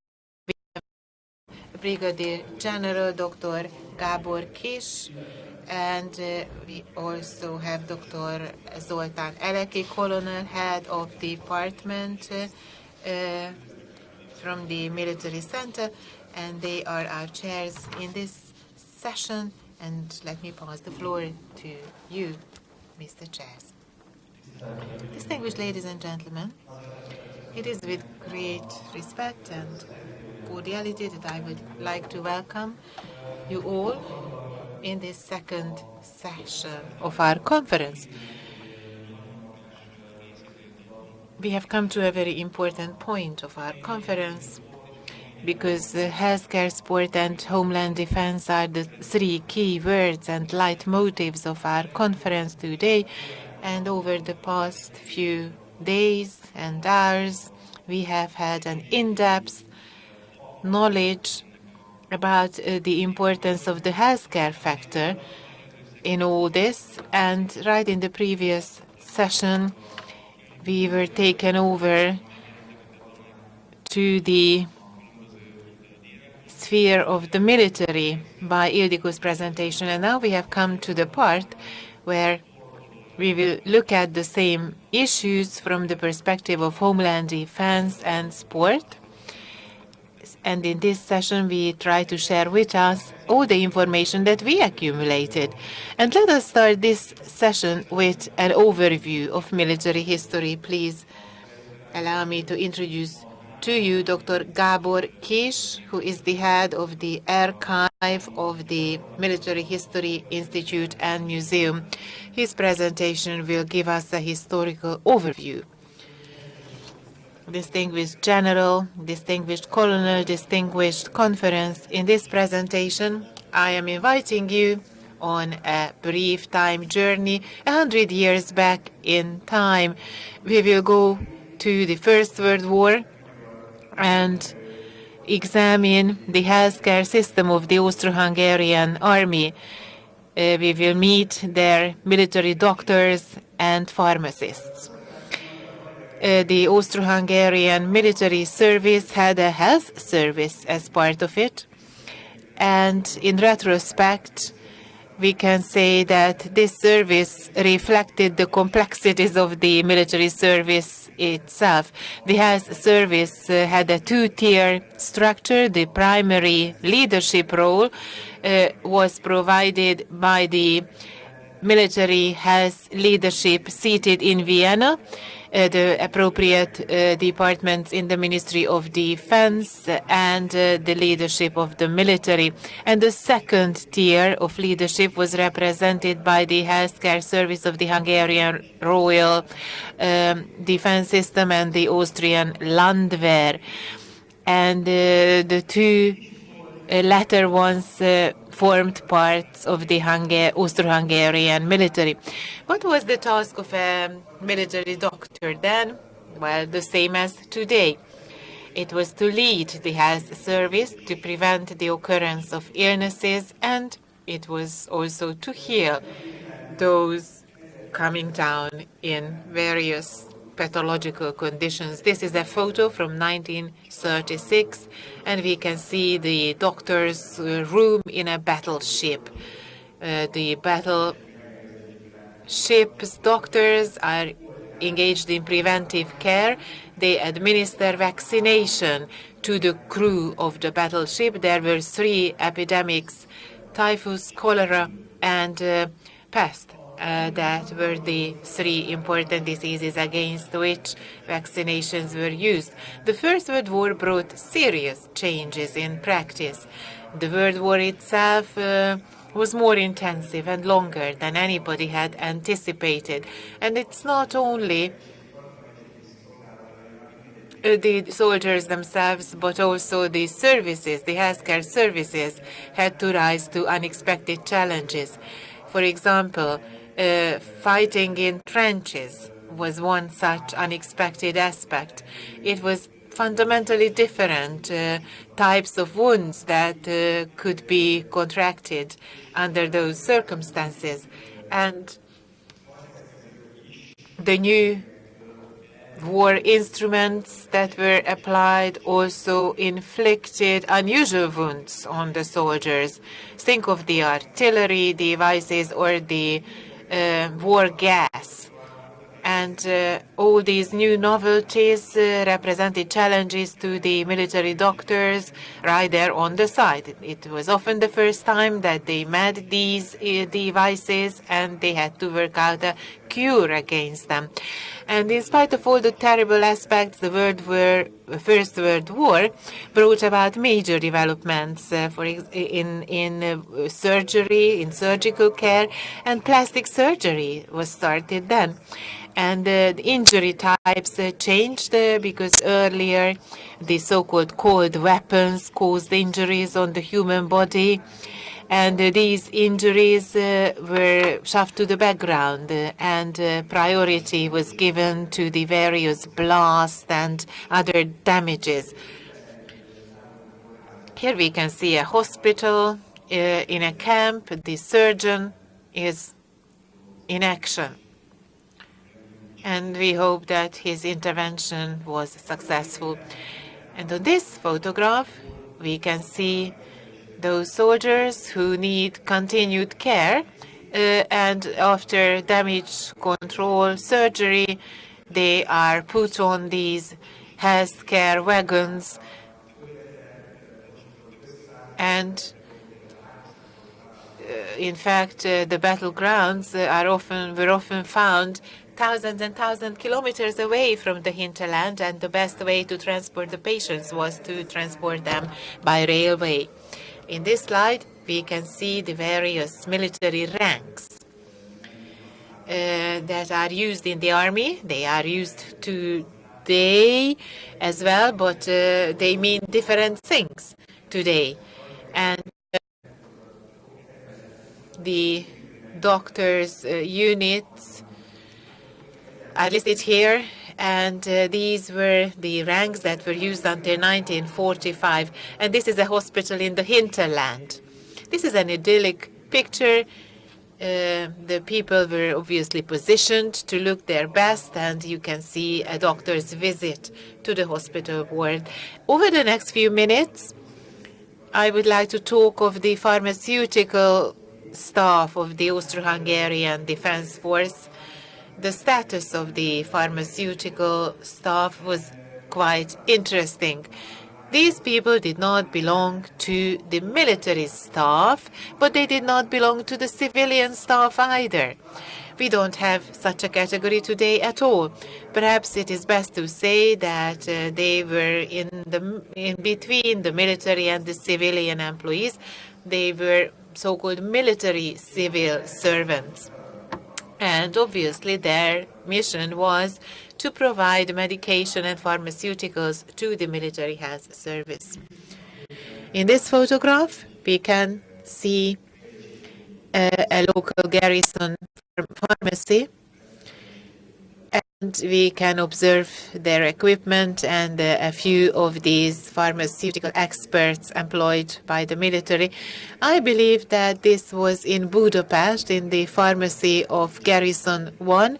In the Hungarian Royal Defense Forces until 1918, there was a single local garrison hospital, and that was the largest healthcare institution, and this had a pharmacy. The pharmaceutical staff was organized very carefully, and its history goes back to a long past. The pharmaceutical staff, according to some sources, has a past of 500 years. During the First World War, approximately 1,400 reserve and professional pharmacists belonged to the Austro-Hungarian military. Within the Royal Hungarian military, the organization of the pharmaceutical staff started somewhat later. Professional pharmacists only emerged during the First World War period. And we can see that there were 6 people who were these professional pharmacists in the Hungarian Royal Military during the First World War period. But obviously and naturally, many more were needed during the war. And let me call your regard to those numbers that I printed in bold. I already mentioned the 1,400 people, and this applies to the total military force. And if you split it into 2, then you will arrive at a slightly lower number. And during the World War, these people were obliged to provide pharmaceutical care to 2.5 million people, because that was the number in the military. It increased so much. The right bandage use was very important as well. Importantly, there is nothing new under the sun. Already then, in those years, the military suffered from major shortages in military doctors and military pharmacists too. But they successfully overcame these problems, and we can now say that the Austro-Hungarian military healthcare during the First World War rose to the standard of the similar organizations of the Allied forces. But not only that, it also met the standards of the other warring power. And here we can see a battlefield pharmacy. Of course, the resources were more modest than the amount of medication and the number of the pharmacists were both lower. In terms of the military doctors, I mentioned their special ranks, and I would like to do the same about the pharmacists now. As their group was organized significantly later, well, therefore the terminology was also different. And here I am talking about the period between 1917 to 1918, and these ranks have their counterparts in the army too. Here we have the deputy pharmacist, that is the lowest level, and that is a lieutenant's level in the army. And it should be remembered in general that in most defense forces, and this is the case in Austria-Hungary as well, the highest rank achievable was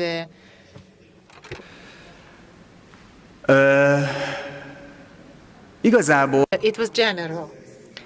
And in fact, the profession of military pharmacist and military doctor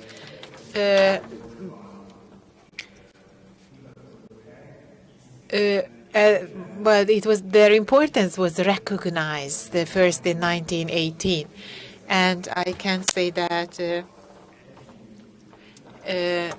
Well, so we can say that it was 100 years ago that we had the largest epidemic in the world until the present day, which was the Spanish flu, and it broke out in October 1918 in Budapest. It arrived in Hungary in that year and months, and this is when this shortcoming and deficiency was recognized that I already mentioned. And military health services were exposed to huge challenges then, because of course they had reserve pharmacists and doctors, but they could not be convened to work in the military as a result of the needs in the civilian population. So they had to organize proper care in both these segments, and they successfully rose to the challenge. Several documents evidence the excellent cooperation that was established in those years between the healthcare department of the military and the healthcare services of the civilian authorities. I believe that in the few minutes that I still have left, or that I was given, I managed to give, if not an exhaustive picture of my subject, but at least a brief insight into my subject matter. And it is with this photograph that I would like to thank you for having listened to me. Let me say of this photograph that this was taken in the Italian front, and this is a disinfecting barrack in the photo where we can see the delivery of wounded patients being delivered there by the most modern device available in those years, a car. Thank you very much.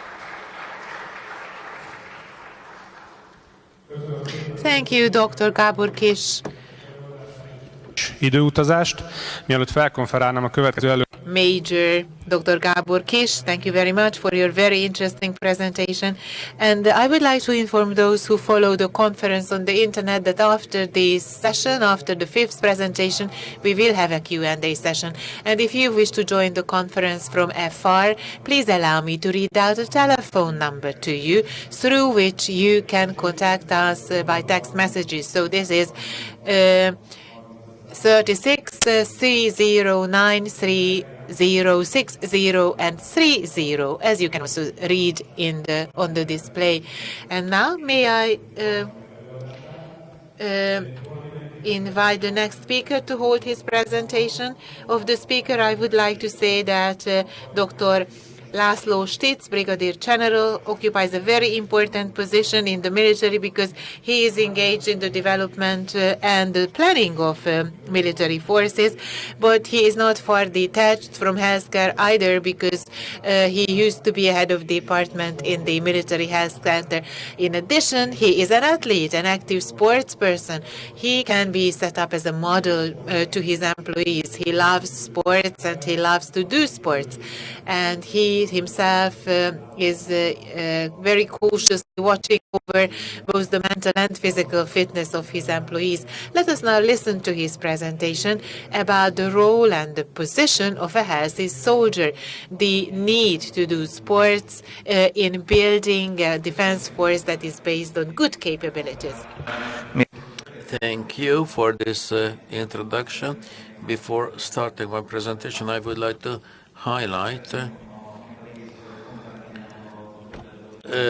the importance of this conference. Professor Sandra, who had the idea of having this conference, as the minister was also saying,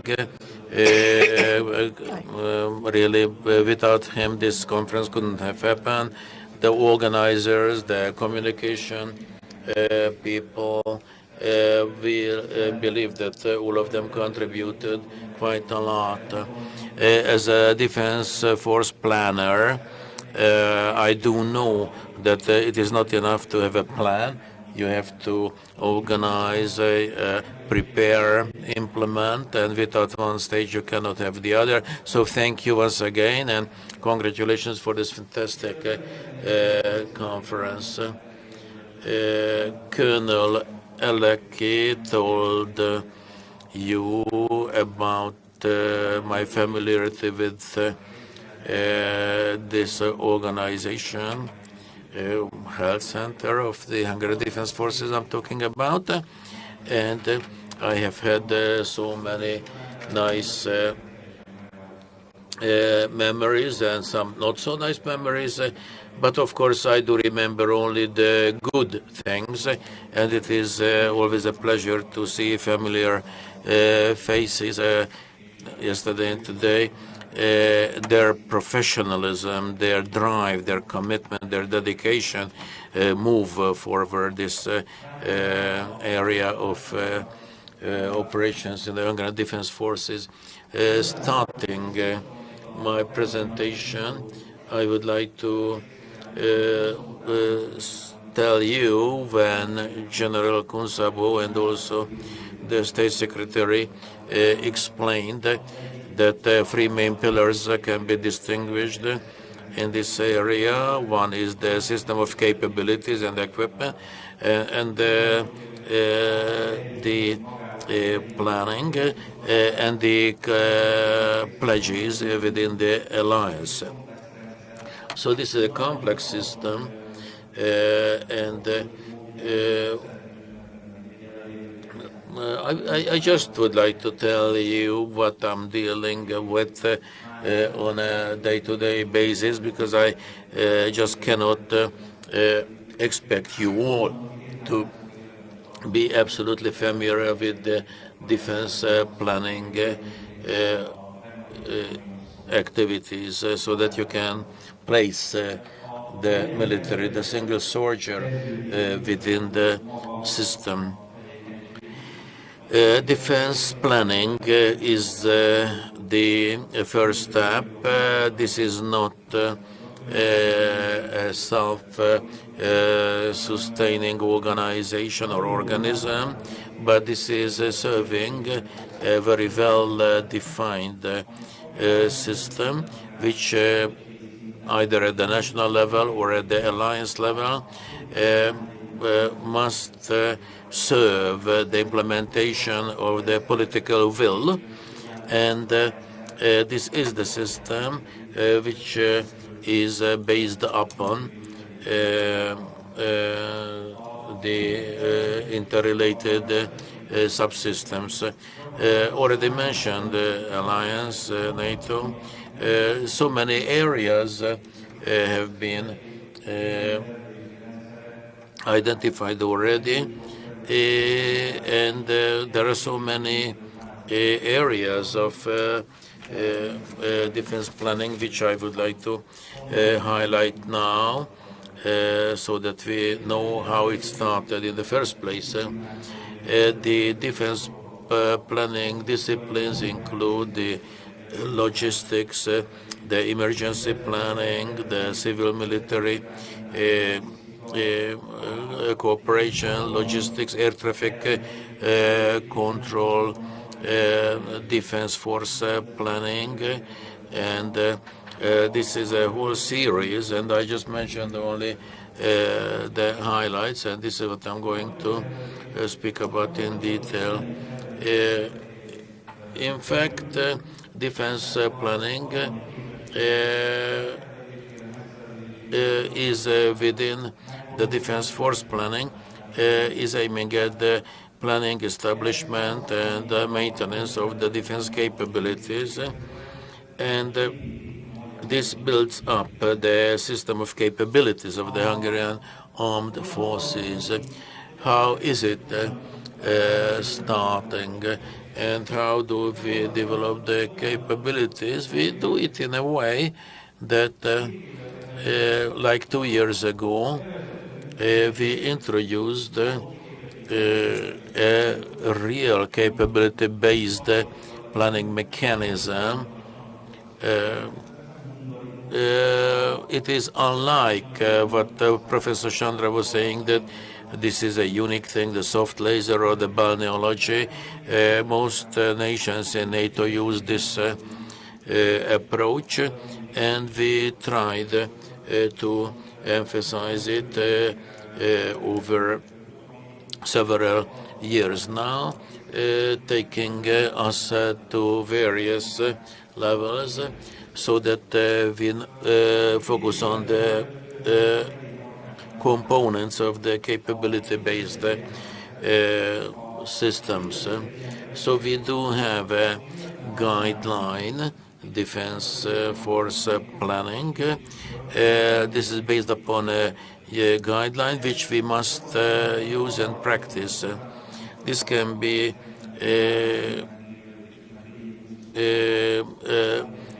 actually manifest in the Zrínyi 2026 program. We started developing this program based on capabilities in such a way that this acronym DOTMLPFI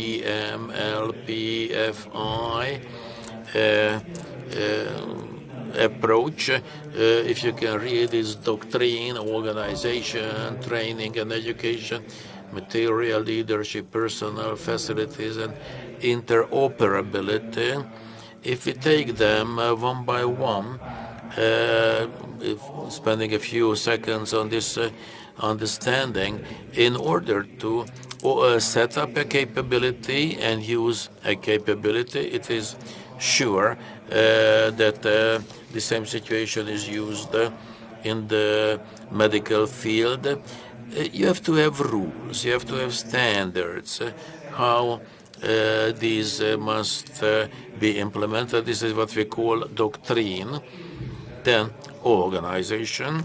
Without organization, you cannot have anything, even if you have only 2 persons in the organization that is already an organization, and it determines its objective and the way leading to that objective. The third idea is training and education, because the personnel, the staff we employ must be trained to do what they are expected to do. Material, leadership. A system of leadership must be set up so that the whole system can be operated. And P, letter P, is highlighted here, personnel. Most of the military or the total set of human resources which I'm going to discuss in detail a bit later. Facilities, because you have to have assets and bases and tangible items. And interoperability is due to the nature of serving in an alliance. When we do whatever we do in the international arena, we must have interoperability among the various nations. So the definition, which I'm coming to now, it is the capability. I believe that a real, valid, genuine capability is something which is needed, which you have, and you can deploy and put to use. Turning now to personal, without the human factor, the person, whatever you listed before as components, you may have funding, finance, you may have the weapon systems. If you do not have a soldier trained, capable, ready to use the system, then you have nothing, because then that weapon can sit in the warehouse, can sit in the box, but then you don't have a capability. The capability is based upon the trained soldier.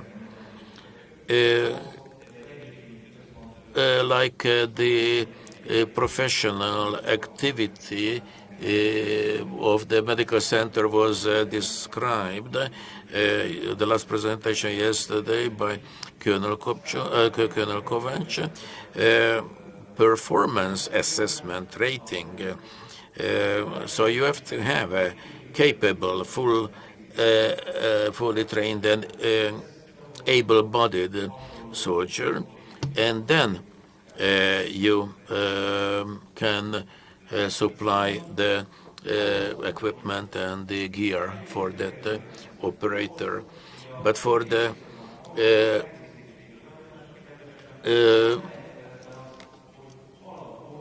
soldier to get into the system, you have to have a healthy man or woman entering the system. Simply, if a service person is on sick leave for 12 months out of the 12 months of the year, then you don't have that person available. You have to have fully and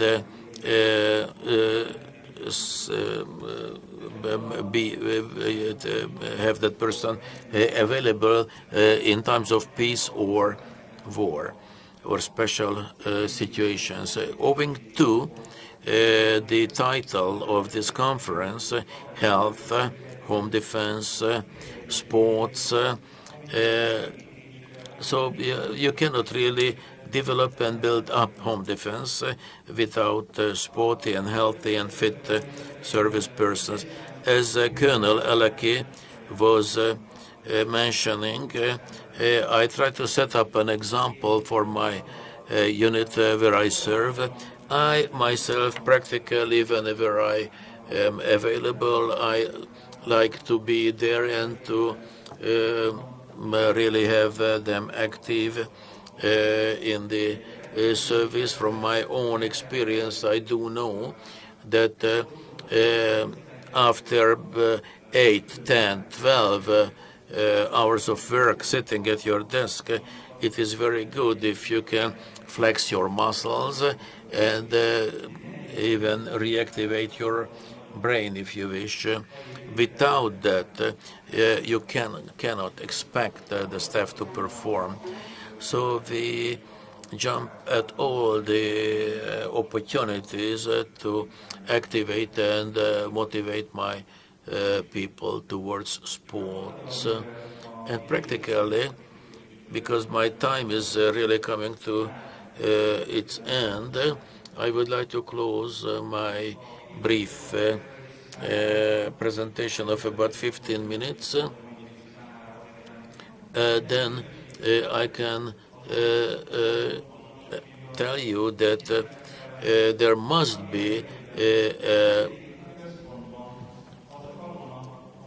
integrated. There must be an integrated approach to this personnel that the military who comes to your unit and applying for service, after training and fully equipping them, they must achieve their FOC, full operating capability. It is not happening overnight. There is the sweat activity, lots of training, so that these persons are brought up to the level required, and for that we need the military doctors, the professional care persons, to bring them up to the standard of HR personnel whom we can rely upon in times of peril, after preparation in peace, and for the special events of the nation. In times of war, they are serving their nation, they are serving their motherland. Thank you very much for your attention. Thank you very much, General, for this most impressively illustrated presentation.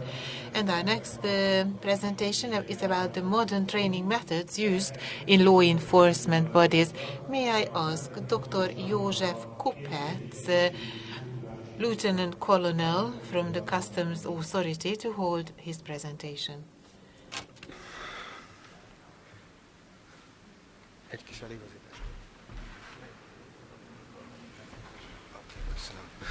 Üdvözlök mindenkit, szép napot kívánok! Welcome. Today I was given the task of presenting to you the training methods applied for the financial guards, most especially measure tactics related training methods. The short version for our authority is NAV, and the financial guards are managed by an independent department, and this department is mainly responsible for providing appropriate training to our members. We receive professional training, we receive legal training, we receive training on customs and duties, and we have two departments dedicated to tactics, and the structure is regional.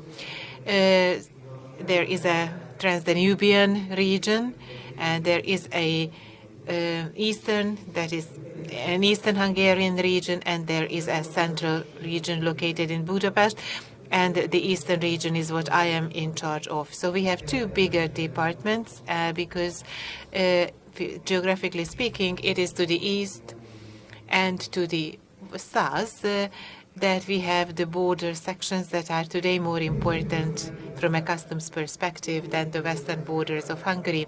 When a financial guard is recruited, there is a psychology, physical, health, and national security screening process.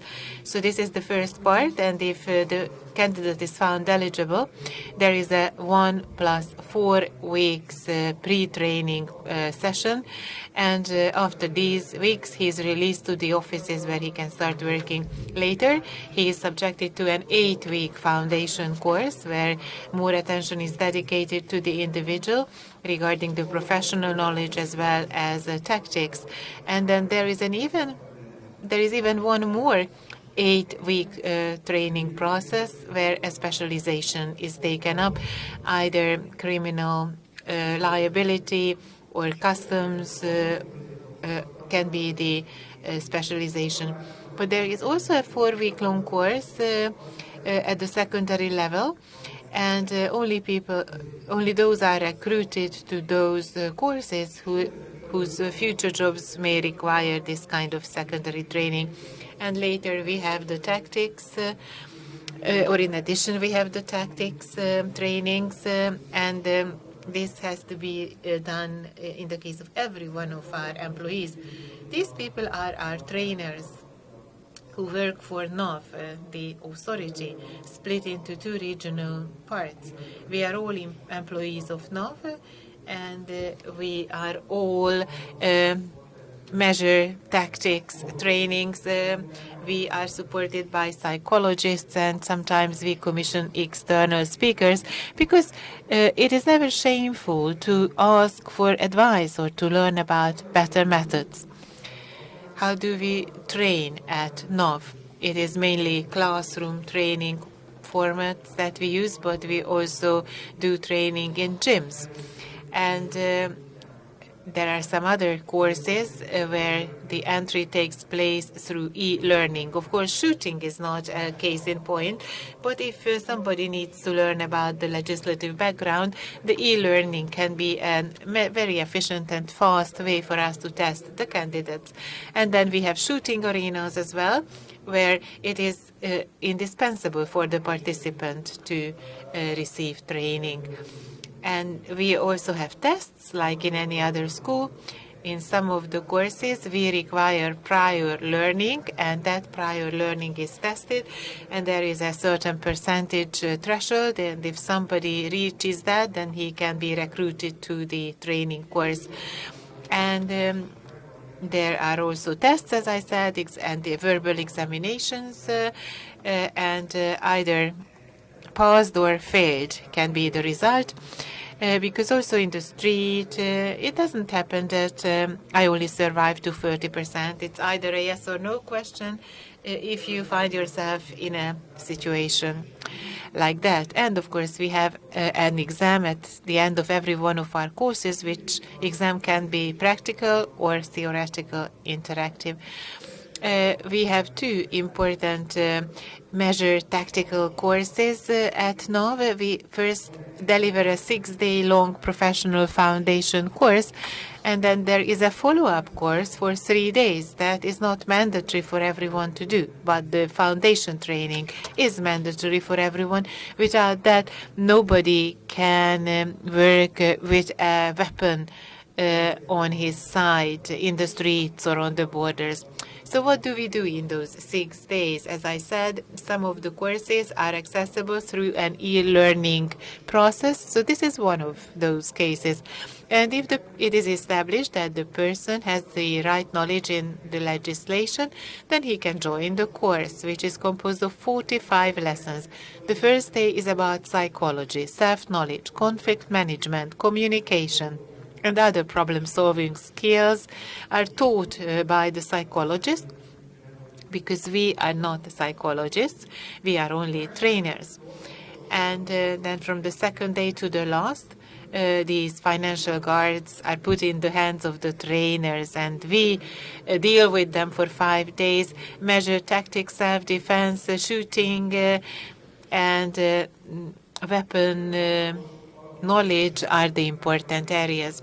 In the course of these 6 days, our colleagues will learn the various supervision positions, the release techniques, the prevention techniques in the first place, and then the release techniques if they could not successfully apply the preventive techniques, and coercive measures are also taught about. The use of handcuffs, for example, is taught, and the different positions and the release tricks are used. Pepper spray, for example, and then bodily coercion, handcuffs, and firearms are what these financial guards can use. On the last day, we have a practical exam, where each candidate is given a situation that they have to resolve. There is a self-defense part where they can only use their own body and arms and hands to protect themselves. And there is another practical task where they have to use handcuffs and this pepper spray. And by the use of these devices, they have to successfully overcome the attacker or the person who refuses to cooperate with them. And they pass, if they pass even this section, then there is a serious shooting part in the exam. And those who do not pass this exam, as I said, it's either a pass or a fail. If it's a fail, he will be enrolled in the course again for 6 days, and if he fails again, there may be HR consequences because he is clearly ineligible for the service and for taking action. And as I said, we also have another important course for 3 days. It's a follow-up course in addition to the basic foundation course of 6 days. So the precondition here is that for the person to have passed the 6-day training, and a good mental and physical condition is very important because here we subject our people to a lot of challenges. So 24 hours are dedicated to lessons. Measure tactics is augmented by simulated stress management and psychological preparations. For 3 days, we use the services of a psychologist. And this psychologist is constantly monitoring our colleagues and analyzing their behavior constantly as to how they behave and resolve the tasks. For 3 days, we only have pragmatical exercises all the time. They must be resolving some kind of a task. And in the foundation course, we presume that the opponent is cooperating. In the course of the 3-day training, we always presume that there is a challenger, a person resisting to cooperate. And they are encouraged to use their voice against the opponent. And I'm sure you know that it is very difficult to control another person by your voice, but we focus on that. And then we go further, and coercive instruments are also taught how to use. We know very well that you should not immediately start with the strongest coercive tool to execute a task. You have to phase them in, and you are expected to use the least aggressive one, and then if needed you can eventually arrive at the most aggressive one. So situational exercises are used all through the 3 days to the end, and the so-called red man training is also applied here. So these candidates must fight against a red man. A red man is a trainer who wears these protective clothing, which is capable of fending off or absorbing 80% of the hits and the blows and the kicks. So if there is a fight, which in this case is always under controlled circumstances and against the red man, so until the very moment, until the the candidate must keep on fighting against the red man until the candidate collapses practically. It's not easy. Shooting training. In 2017, we introduced the credit system at our authority. This means that we identified certain jobs, and credit numbers are rendered to each of the jobs that our people must collect. If you work in an office, and if you never work in the street, you only have to collect a minimum number of credits. But if your job takes you to the street and you have to bear arms, then you will have to collect a lot more credit scores in a year. And we also have quarterly shooting exercises. So imagine an average patrol. At least once each quarter, such a patrol must make it to the shooting arena, and he must pass a quarterly exam. We introduced this system 2 years ago, and we have been analyzing the system ever since, and constantly we are bringing the system in line with the most recent developments of our age. You should never just lean back comfortably in your chair and stay where you are. We must be developing all the time, and that's what we are doing. We are watching the trends, and we are bringing ourselves in line with the most recent trends. Infrastructure, of course, is another aspect. We must develop that, but of course that's a money question. And we are proud of our future hopeful staff members. 6 years ago, the managers thought that the summer holidays, and we are many of us who have families, and we have our children around us in the summertime, and we don't know where to put them. And therefore, NAV, our authority, and the Financial Guard Sports Association together decided to organize a children's camp in the forest in the north of Hungary, where we can put 30 children for a week. And the NAV trainers, those who are training our professional staff, are training our children there in 24 hours a day. And then the parents can be sure that their children are in safe hands. And for a minimum charge, for a whole week, the children enjoy this holiday village, and they engage in martial arts for 1 week, and then for another they have this training. So this is the 6th time that we will hold this camp this year, hopefully. And why do we call them the future, the hope of our future? Well, we all know that our children are so attached to the internet and their smartphones, and they can't break away from them.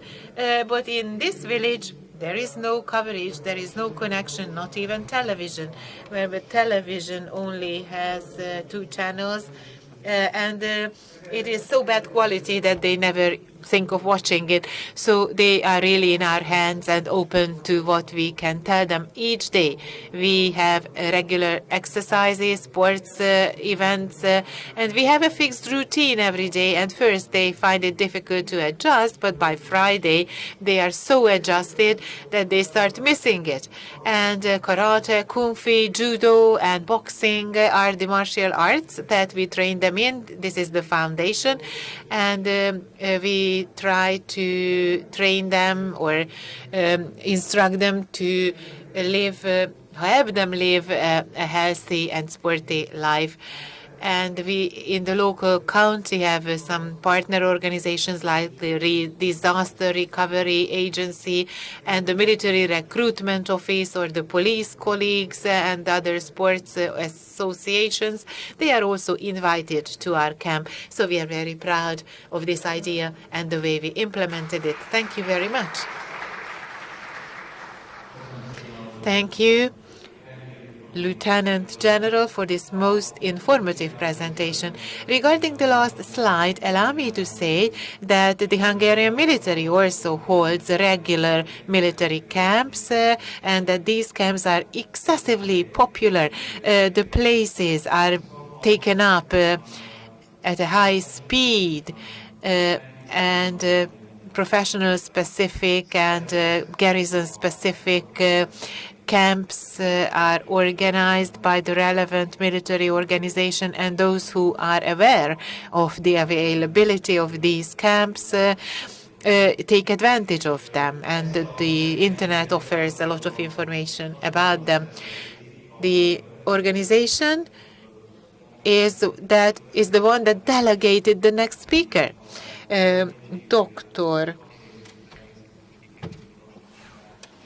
is the title, and the person comes from the military's training and preparation department, and the department has a very long name, and I presume that they have a lot to do with sport and physical education.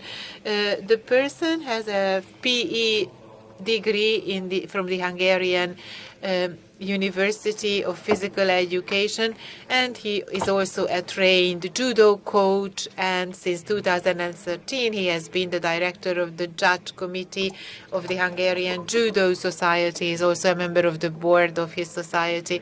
So I hope that in his presentation he will support what I said before him. Thank you very much, General. Distinguished conference. Yes, indeed, the introduction from the General gave the grounds for my presentation. I've been in physical education for the past 25 years, and my mission has always been to make sure that the military are trained, physically trained. fitness are up to the level, but not in a single moment, but in a sustainable and permanent and consistent way. Training military is expensive and lengthy. We are speaking about very valuable people. The safety and security situation throughout the world leads to the need for every nation to be capable of the self protection, and we are members of NATO. Under Article 5, we are guaranteed the mutual safety, but Article 3 requires every single nation within the alliance to contribute with their own capabilities. In my presentation, I'm going to address the definitions related to sports and bringing up some examples. So what is exactly what we can call sports? I quoted from Professors Nadori and Frankel, and also from the European Sports Charter. So it is always training, physical capability, competition, outcome. Even if you are competing with yourself, you set a record and you want to increase your performance and beat your own records. There are lonely runners, and we do know that e-sport is also there in the Olympic candidates. Even that may take place after some time. Sports and physical training have been in the part of the human history since the ancient times. In the ancient Greece, in the city of Sparta, we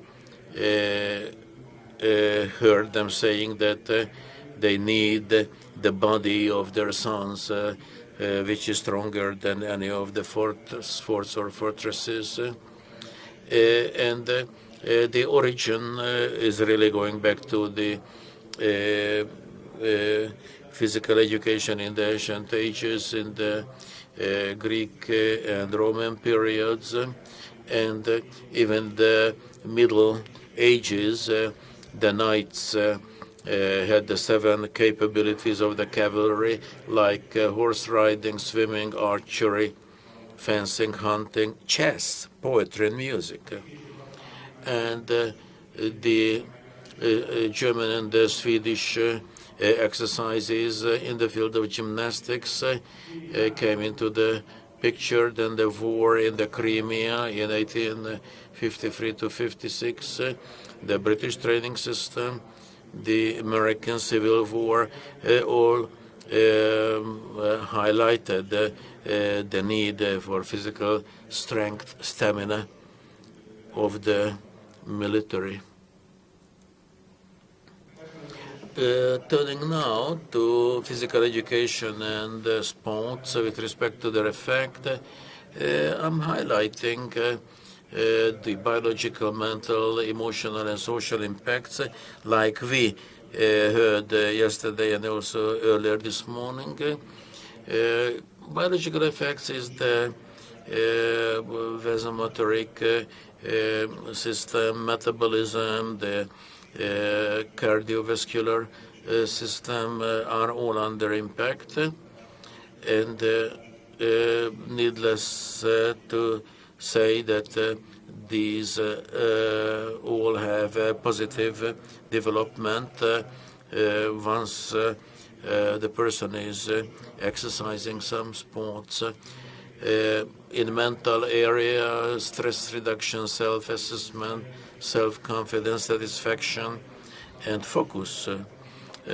These are all the features can be referring back to sports. Sports is teaching you for the moral and ethic fight, winning and the fair play when losing, and maybe politicians should also have this kind of fair play. Emotional impacts, joy, happiness, reforging, camaraderie, and social effects are very important in addition to the emotional ones. Economic effects I did not include because that's not part of this conference. Physical load on the military, the aerobic strength, muscles, resistance, resilience, speed, agility, coordination, flexibility, carrying the weight of the equipment, kinetic impacts are all noise load, environmental load, solar radiation, and I highlighted here the aerobic capability, which is the basis of the pyramid, and within that the long-term muscular strength. Dynamic and highly intensive movements are needed, the coordination, movement coordination and agility.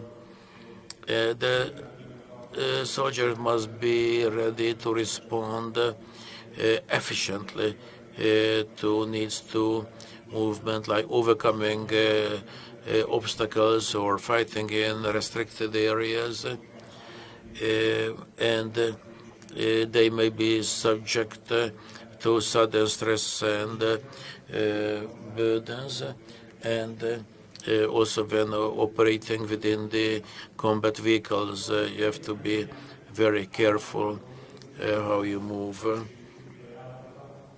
Then we must look at indicators of posture, and I think the system of NetFit was coming in handy.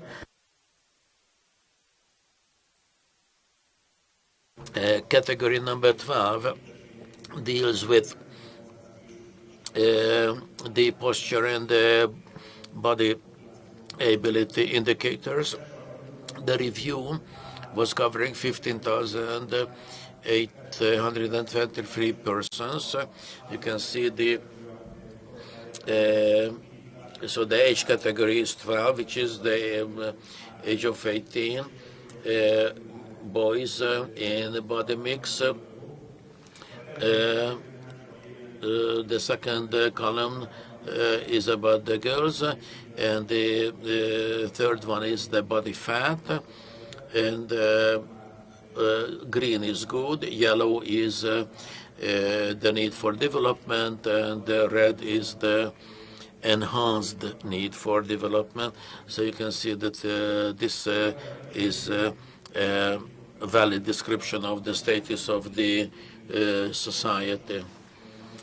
Also coming from NetFit survey of 2017, we are speaking about the aerobic fitness, and you can really see that there is a great proportion of the boys in the yellow and the red areas, but same is true for the girls. So the new approaches should be conducive to a better situation. The vasoskeletal strength, like sit-ups and those exercises. So this is a little bit, not a little bit, but significantly better than what we had before. The belly muscles for boys and girls, and sit-ups So that was pretty good. In terms of elasticity and flexibility, this is a pretty good result. Maybe the methodology of the practice leads to such good results. We cannot be certain at this stage whether this should be relevant. In 1988, the Hungarian Institute of Public Health and in 2015, the WHO was describing how obesity was evolving over time. And Mr. Mocsroy also said that 23% of the population engages in regular exercise, and that's too little. The civilized lifestyle has an impact on society and also on the incoming young soldiers. So what is the physical preparations that we do at the military?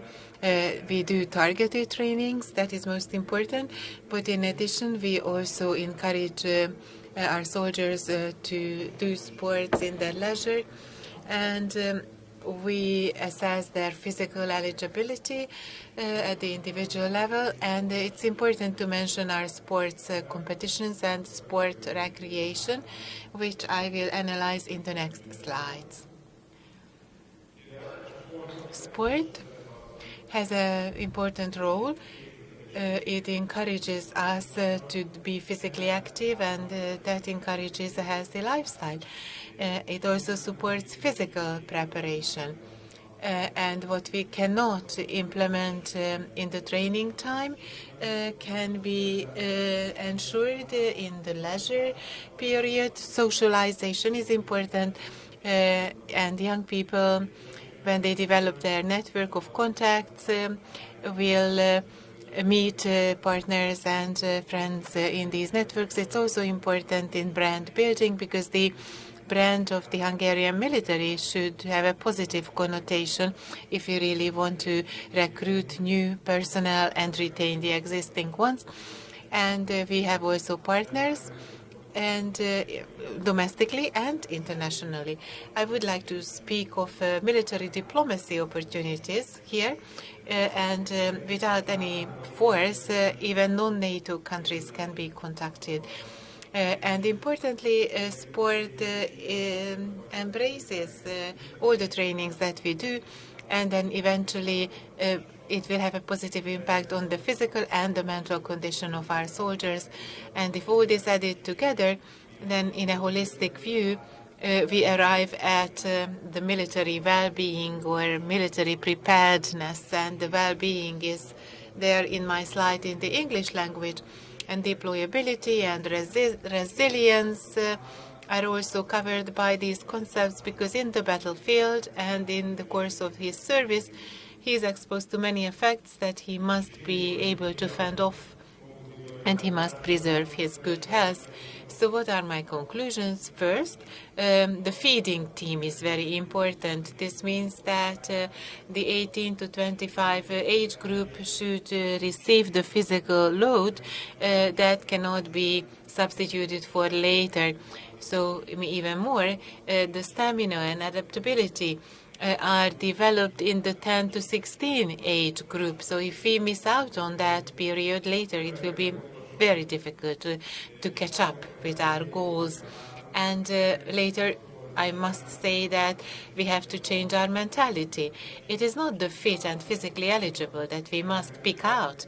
Instead, we must pick out those candidates, applicants who can be made fit by training.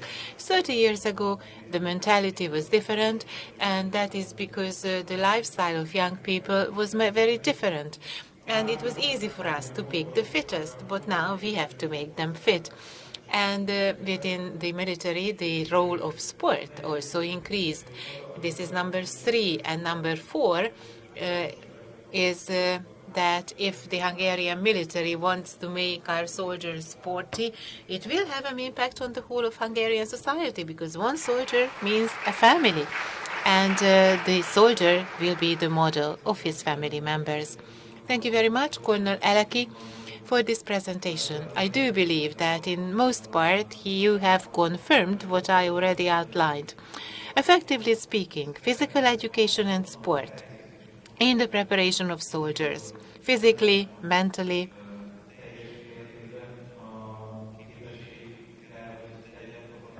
must make the soldier capable of discharging his tasks to the fullest possible extent, but in addition, the socialization processes must also be supported by these activities. That is an important aspect too. And as one of the previous speakers said, we would like to see the lowest possible number of non-deployable members in the Hungarian military. I can't conclude by saying with Mr. Sandra's remarks, who mentioned a book that the two of them produced. We have not produced any such book as yet, but by the next conference we hope to do so. And now I would like to introduce the last presentation of our session. If within the Hungarian military we talk of health development, then I'm sure everybody thinks of Andrea Sótér and her team. The Lieutenant Colonel, Madam Lieutenant Colonel, has been my professional partner in several areas, and I have always recognized her capabilities, agility, and progressive thinking, and they are dedicated to the cause of health development, and she is very demanding about herself as well, and she has earned a PhD degree most recently in healthcare development. This is her area. This has been it for 25 years, and she has been in charge of this department for the past 15 years. Andrea, the floor is yours. Distinguished scientific conference, distinguished chairs of the session, thank you for this introduction. And I would like to apologize to the audience already in advance, because lunch is soon coming up and I am interfering in your life with a serious study that I am going to present. Those who listened to the 22 presentations yesterday and the morning presentations today will find that we are zooming in on health development. And there is a key word we keep using, the soldier, the soldier, the soldier. But who is the soldier? Who is beneath the camouflage? Is it me, or is it the colonel or the general? Is it a man or is it a woman? Does he have a recognized illness? Does he eat enough vegetables? What is his sleeping pattern? Professor Szakács had a presentation about that. So what is the soldier like, and whoever is the soldier? Because it's a collective term. And this is what my presentation is about. So this is the first slide.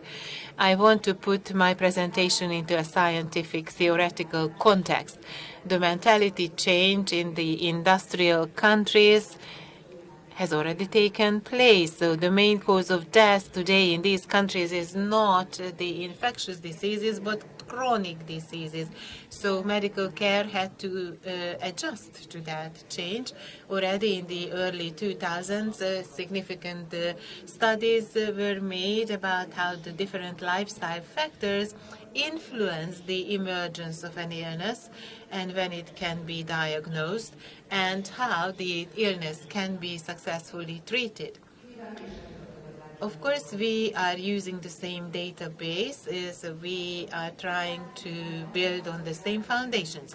And from the US, we have learned about the importance of primary, secondary, tertiary, and the rest of the preventions. In the US, the financing of healthcare is different, and we are now talking of excessive diagnosis and mechanization. And we now have the quarterly prevention, where there is an effort made to prevent people from getting involved in this very, very expensive system of care. The service of family doctors was intended to do the same, to prevent people from taking advantage of the more extensive lines of the healthcare system. Well, prevention is therefore very important, and it plays a very important role in the healthcare market, mainly in the private sector, because in government financing, preventive care is not a service that is available. And cost efficiency is a key word here. And there is a balance to be achieved between the infrastructural needs and the personal needs of healthcare, as opposed to lifestyle therapy, when I won't have to wait 3 months for my appointment with the rheumatologist. Instead, in my own leisure time, I can plan my own training sessions where I take advantage of the coach's advice, whereby I can achieve an optimal condition. Because health is a good term, but there is nothing like that. We only have a state of balance. Sometimes we are worse off, sometimes we are better off. And when somebody has a diagnosed illness and is on medication but is capable of managing his illness well, he subjectively experiences health being his condition. And in modern medicine, there are 4 important principles: prevention, and in the Western medicine, this is in focus. Predictive is the second important thing. So from family anamnesis and genetics, they try to forecast the chances of catching certain illnesses 10 years from now, for example, stroke or cardiovascular diseases. And these are really generally accessible tests. And then quality participation will be important. It's not like the doctor is giving me instructions, because 70% of patients never observe the doctor's instructions. So our own active participation will be increasingly important in our treatments. In this slide, I am trying to summarize what we have done in the past 25 years and what research projects we carried out. And obviously, we had also published a great deal of our achievements and results, but the most important asset is the human being.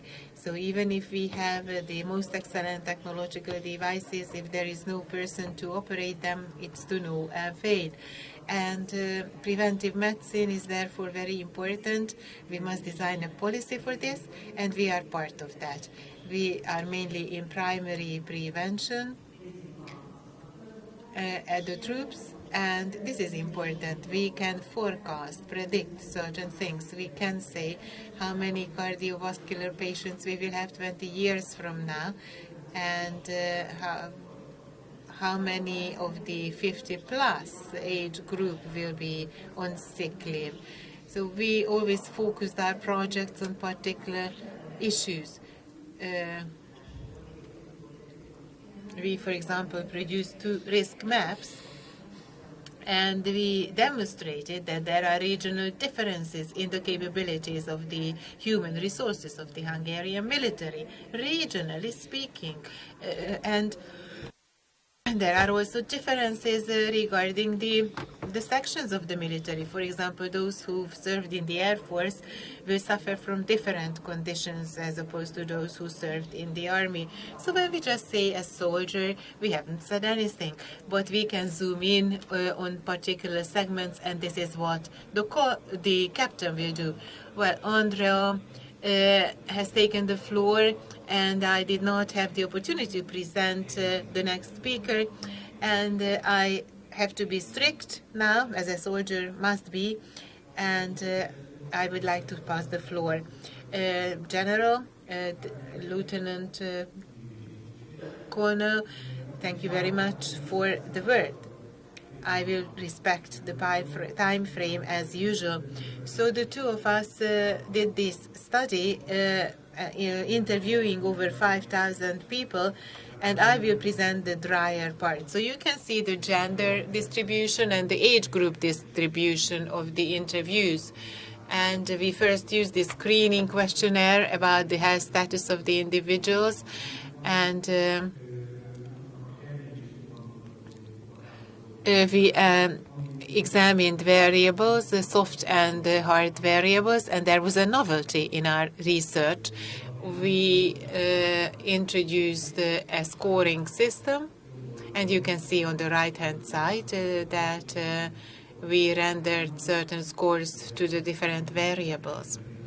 For gender, we used -1 and 0, etc., to the bottom of the soft variables like the awakening quality. So we used 24 factors. We monitored lifestyle 6 months retrospectively, and the total scores that could be achieved was from -47.5 to +48. So this was a scale of almost 100, and we also had to apply some dimension reduction process. A cluster analytical mechanism or procedure was worked out. And we used the elbow method, focusing on the number of the clusters. We picked 16. We found that that was a reasonable number. The results indicated that in the course of the analysis, the 16 clusters covered the samples. 10 clusters were different, significantly different. You can see the number of the elements in the 16 clusters, and I'm going to speak briefly about the properties of these clusters. This is an ugly slide which I have. This shows the objective results and outcomes. I was using color codes to have a distinction among the average, the better than average and the worse than average figures, and the exclamation marks are used to include the features among the values better than the average, but the literature would still identify them as negative in terms of lifestyle. On the right-hand side, we use the WHO body mass index features, age, gender, and the types of diseases which were also allocated the proper weight. The left side shows the numbers of the clusters and the priority, the ranking in the second column. This chart shows the summary of the so-called soft variables from 1 to 8 or 9. First, the habits of eating, the quality properties are presented here. We had 24 factors, scale of symptoms, psychosomatic points, backache, because our previous research indicated that the backache may even predict certain illnesses, and the score of the mental status was included among the factors assessed, and the sleeping apnea was also assessed. That's the continuation of the table, clusters from 9 to 16. The properties of the clusters include such features as we found a sort of name which describes the sort of features. The first one is the ones who struggle, in the bold letters, italics. Mainly women are included in the senior age. Everybody had a chronic illness before, disorders of sleep, and so they were in the first cluster, so we were describing them as struggling. ranking 60. The next one was the coming up generation, the wannabe. These were medium-aged men, no chronic disease, some physical activity was pursued. They were ranking 8. Cluster number 3, survivors. Again, women were predominant, and main typical features are described there. We could go on for hours. Average, that's cluster number 4. Those are the next one are the postponers. I'll do it tomorrow, I do it later, I'm busy now. The next one, which can be burdened, then the average, and the last one, number 9, is really the front line. They were scoring 26. We had no cluster which could have achieved the highest score, but even the worst were achieving in the positive range. Then they are the chasers, the peloton, then the trendsetters, and the risk takers, and the good shapes or the good forms is the last one, where the BMI category was really achieved by all of the participants. So the military loadability of the staff are in the BMI category between 20 and 24. And finally, there are the easygoing ones, the risk takers. And why is it good to have such a survey? This hasn't been done before in the Hungarian armed forces. We have not seen anything similar concerning the civilian population. You can see that the sample is really big, 5,000 persons. So this is absolutely an evidence-based size sample for monitoring, and it really can help our interventions in improving the health. For those of you who are interested in the subject, you may indeed come to this book. This was published in the open access region, and therefore it can be read by anyone on the web. Thank you very much indeed for your attention. So thank you, Madam Shooter and Captain Novak. By watching the time, still we are a little bit delayed. We have a few text questions on the screen. The very first one concerning the excise customs speaker, and the summer camp was so popular that only excise authority, customs authority can attend the summer camp. Basically, yes, only service persons. But if we have capacity, we can have from other services, even family members, children. So it is basically for the tax administration, but on a case-to-case basis, others can join. I'm asking that General Kopcho has a question concerning. It is not a question, in fact, it's a comment.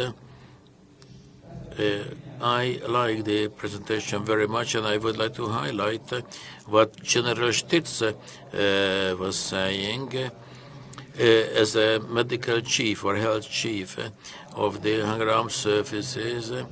I think this is very timely and topical. I do not. It was not a simple subject. Force planning is the systemic approach. I was speaking about the resilience at the level of the whole society. This is what military can bring to the whole nation. This systemic approach is absolutely outstanding. This is new for the military, but it is so self-evident we can't imagine how we could exist without that. In the civilian sphere, in the public sphere, this way of thinking is not there yet. Capability. We always figure out something new because we find our leaders or ourselves have some ideas because we want to have a new capability.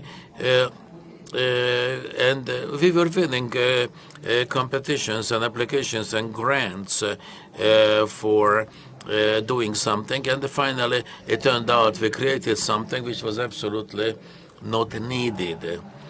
Why? We came to the situation that the system was not thought through. So there should be a structured approach from the start until the beginning. So health planning. So there are 13 domains in the NATO capabilities, and the medical and sport and capability and fitness domain is there in NATO. What Lieutenant Colonel was explaining about this evidence-based approach survey of medical health, this is absolutely new. Which category it should fit. So this is your invention, what you were doing, this cluster analysis, and I congratulate you for that. Thank you, General. Professor Sandra István, I agree, but just because not everything is needed, not everything is based on funding or resources. You could see the Boy Scouts movement or the junior military training. It is motivation and starting at an early age without any funding, you could give the chance for the junior to have some physical activities. And also what Professor Mocsai was explaining yesterday, or at that kindergarten level, they should start.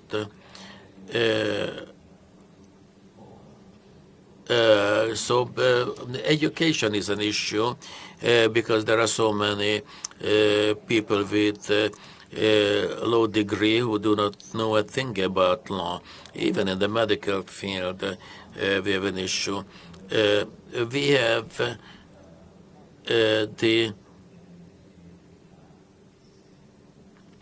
the military setting the example. So the respect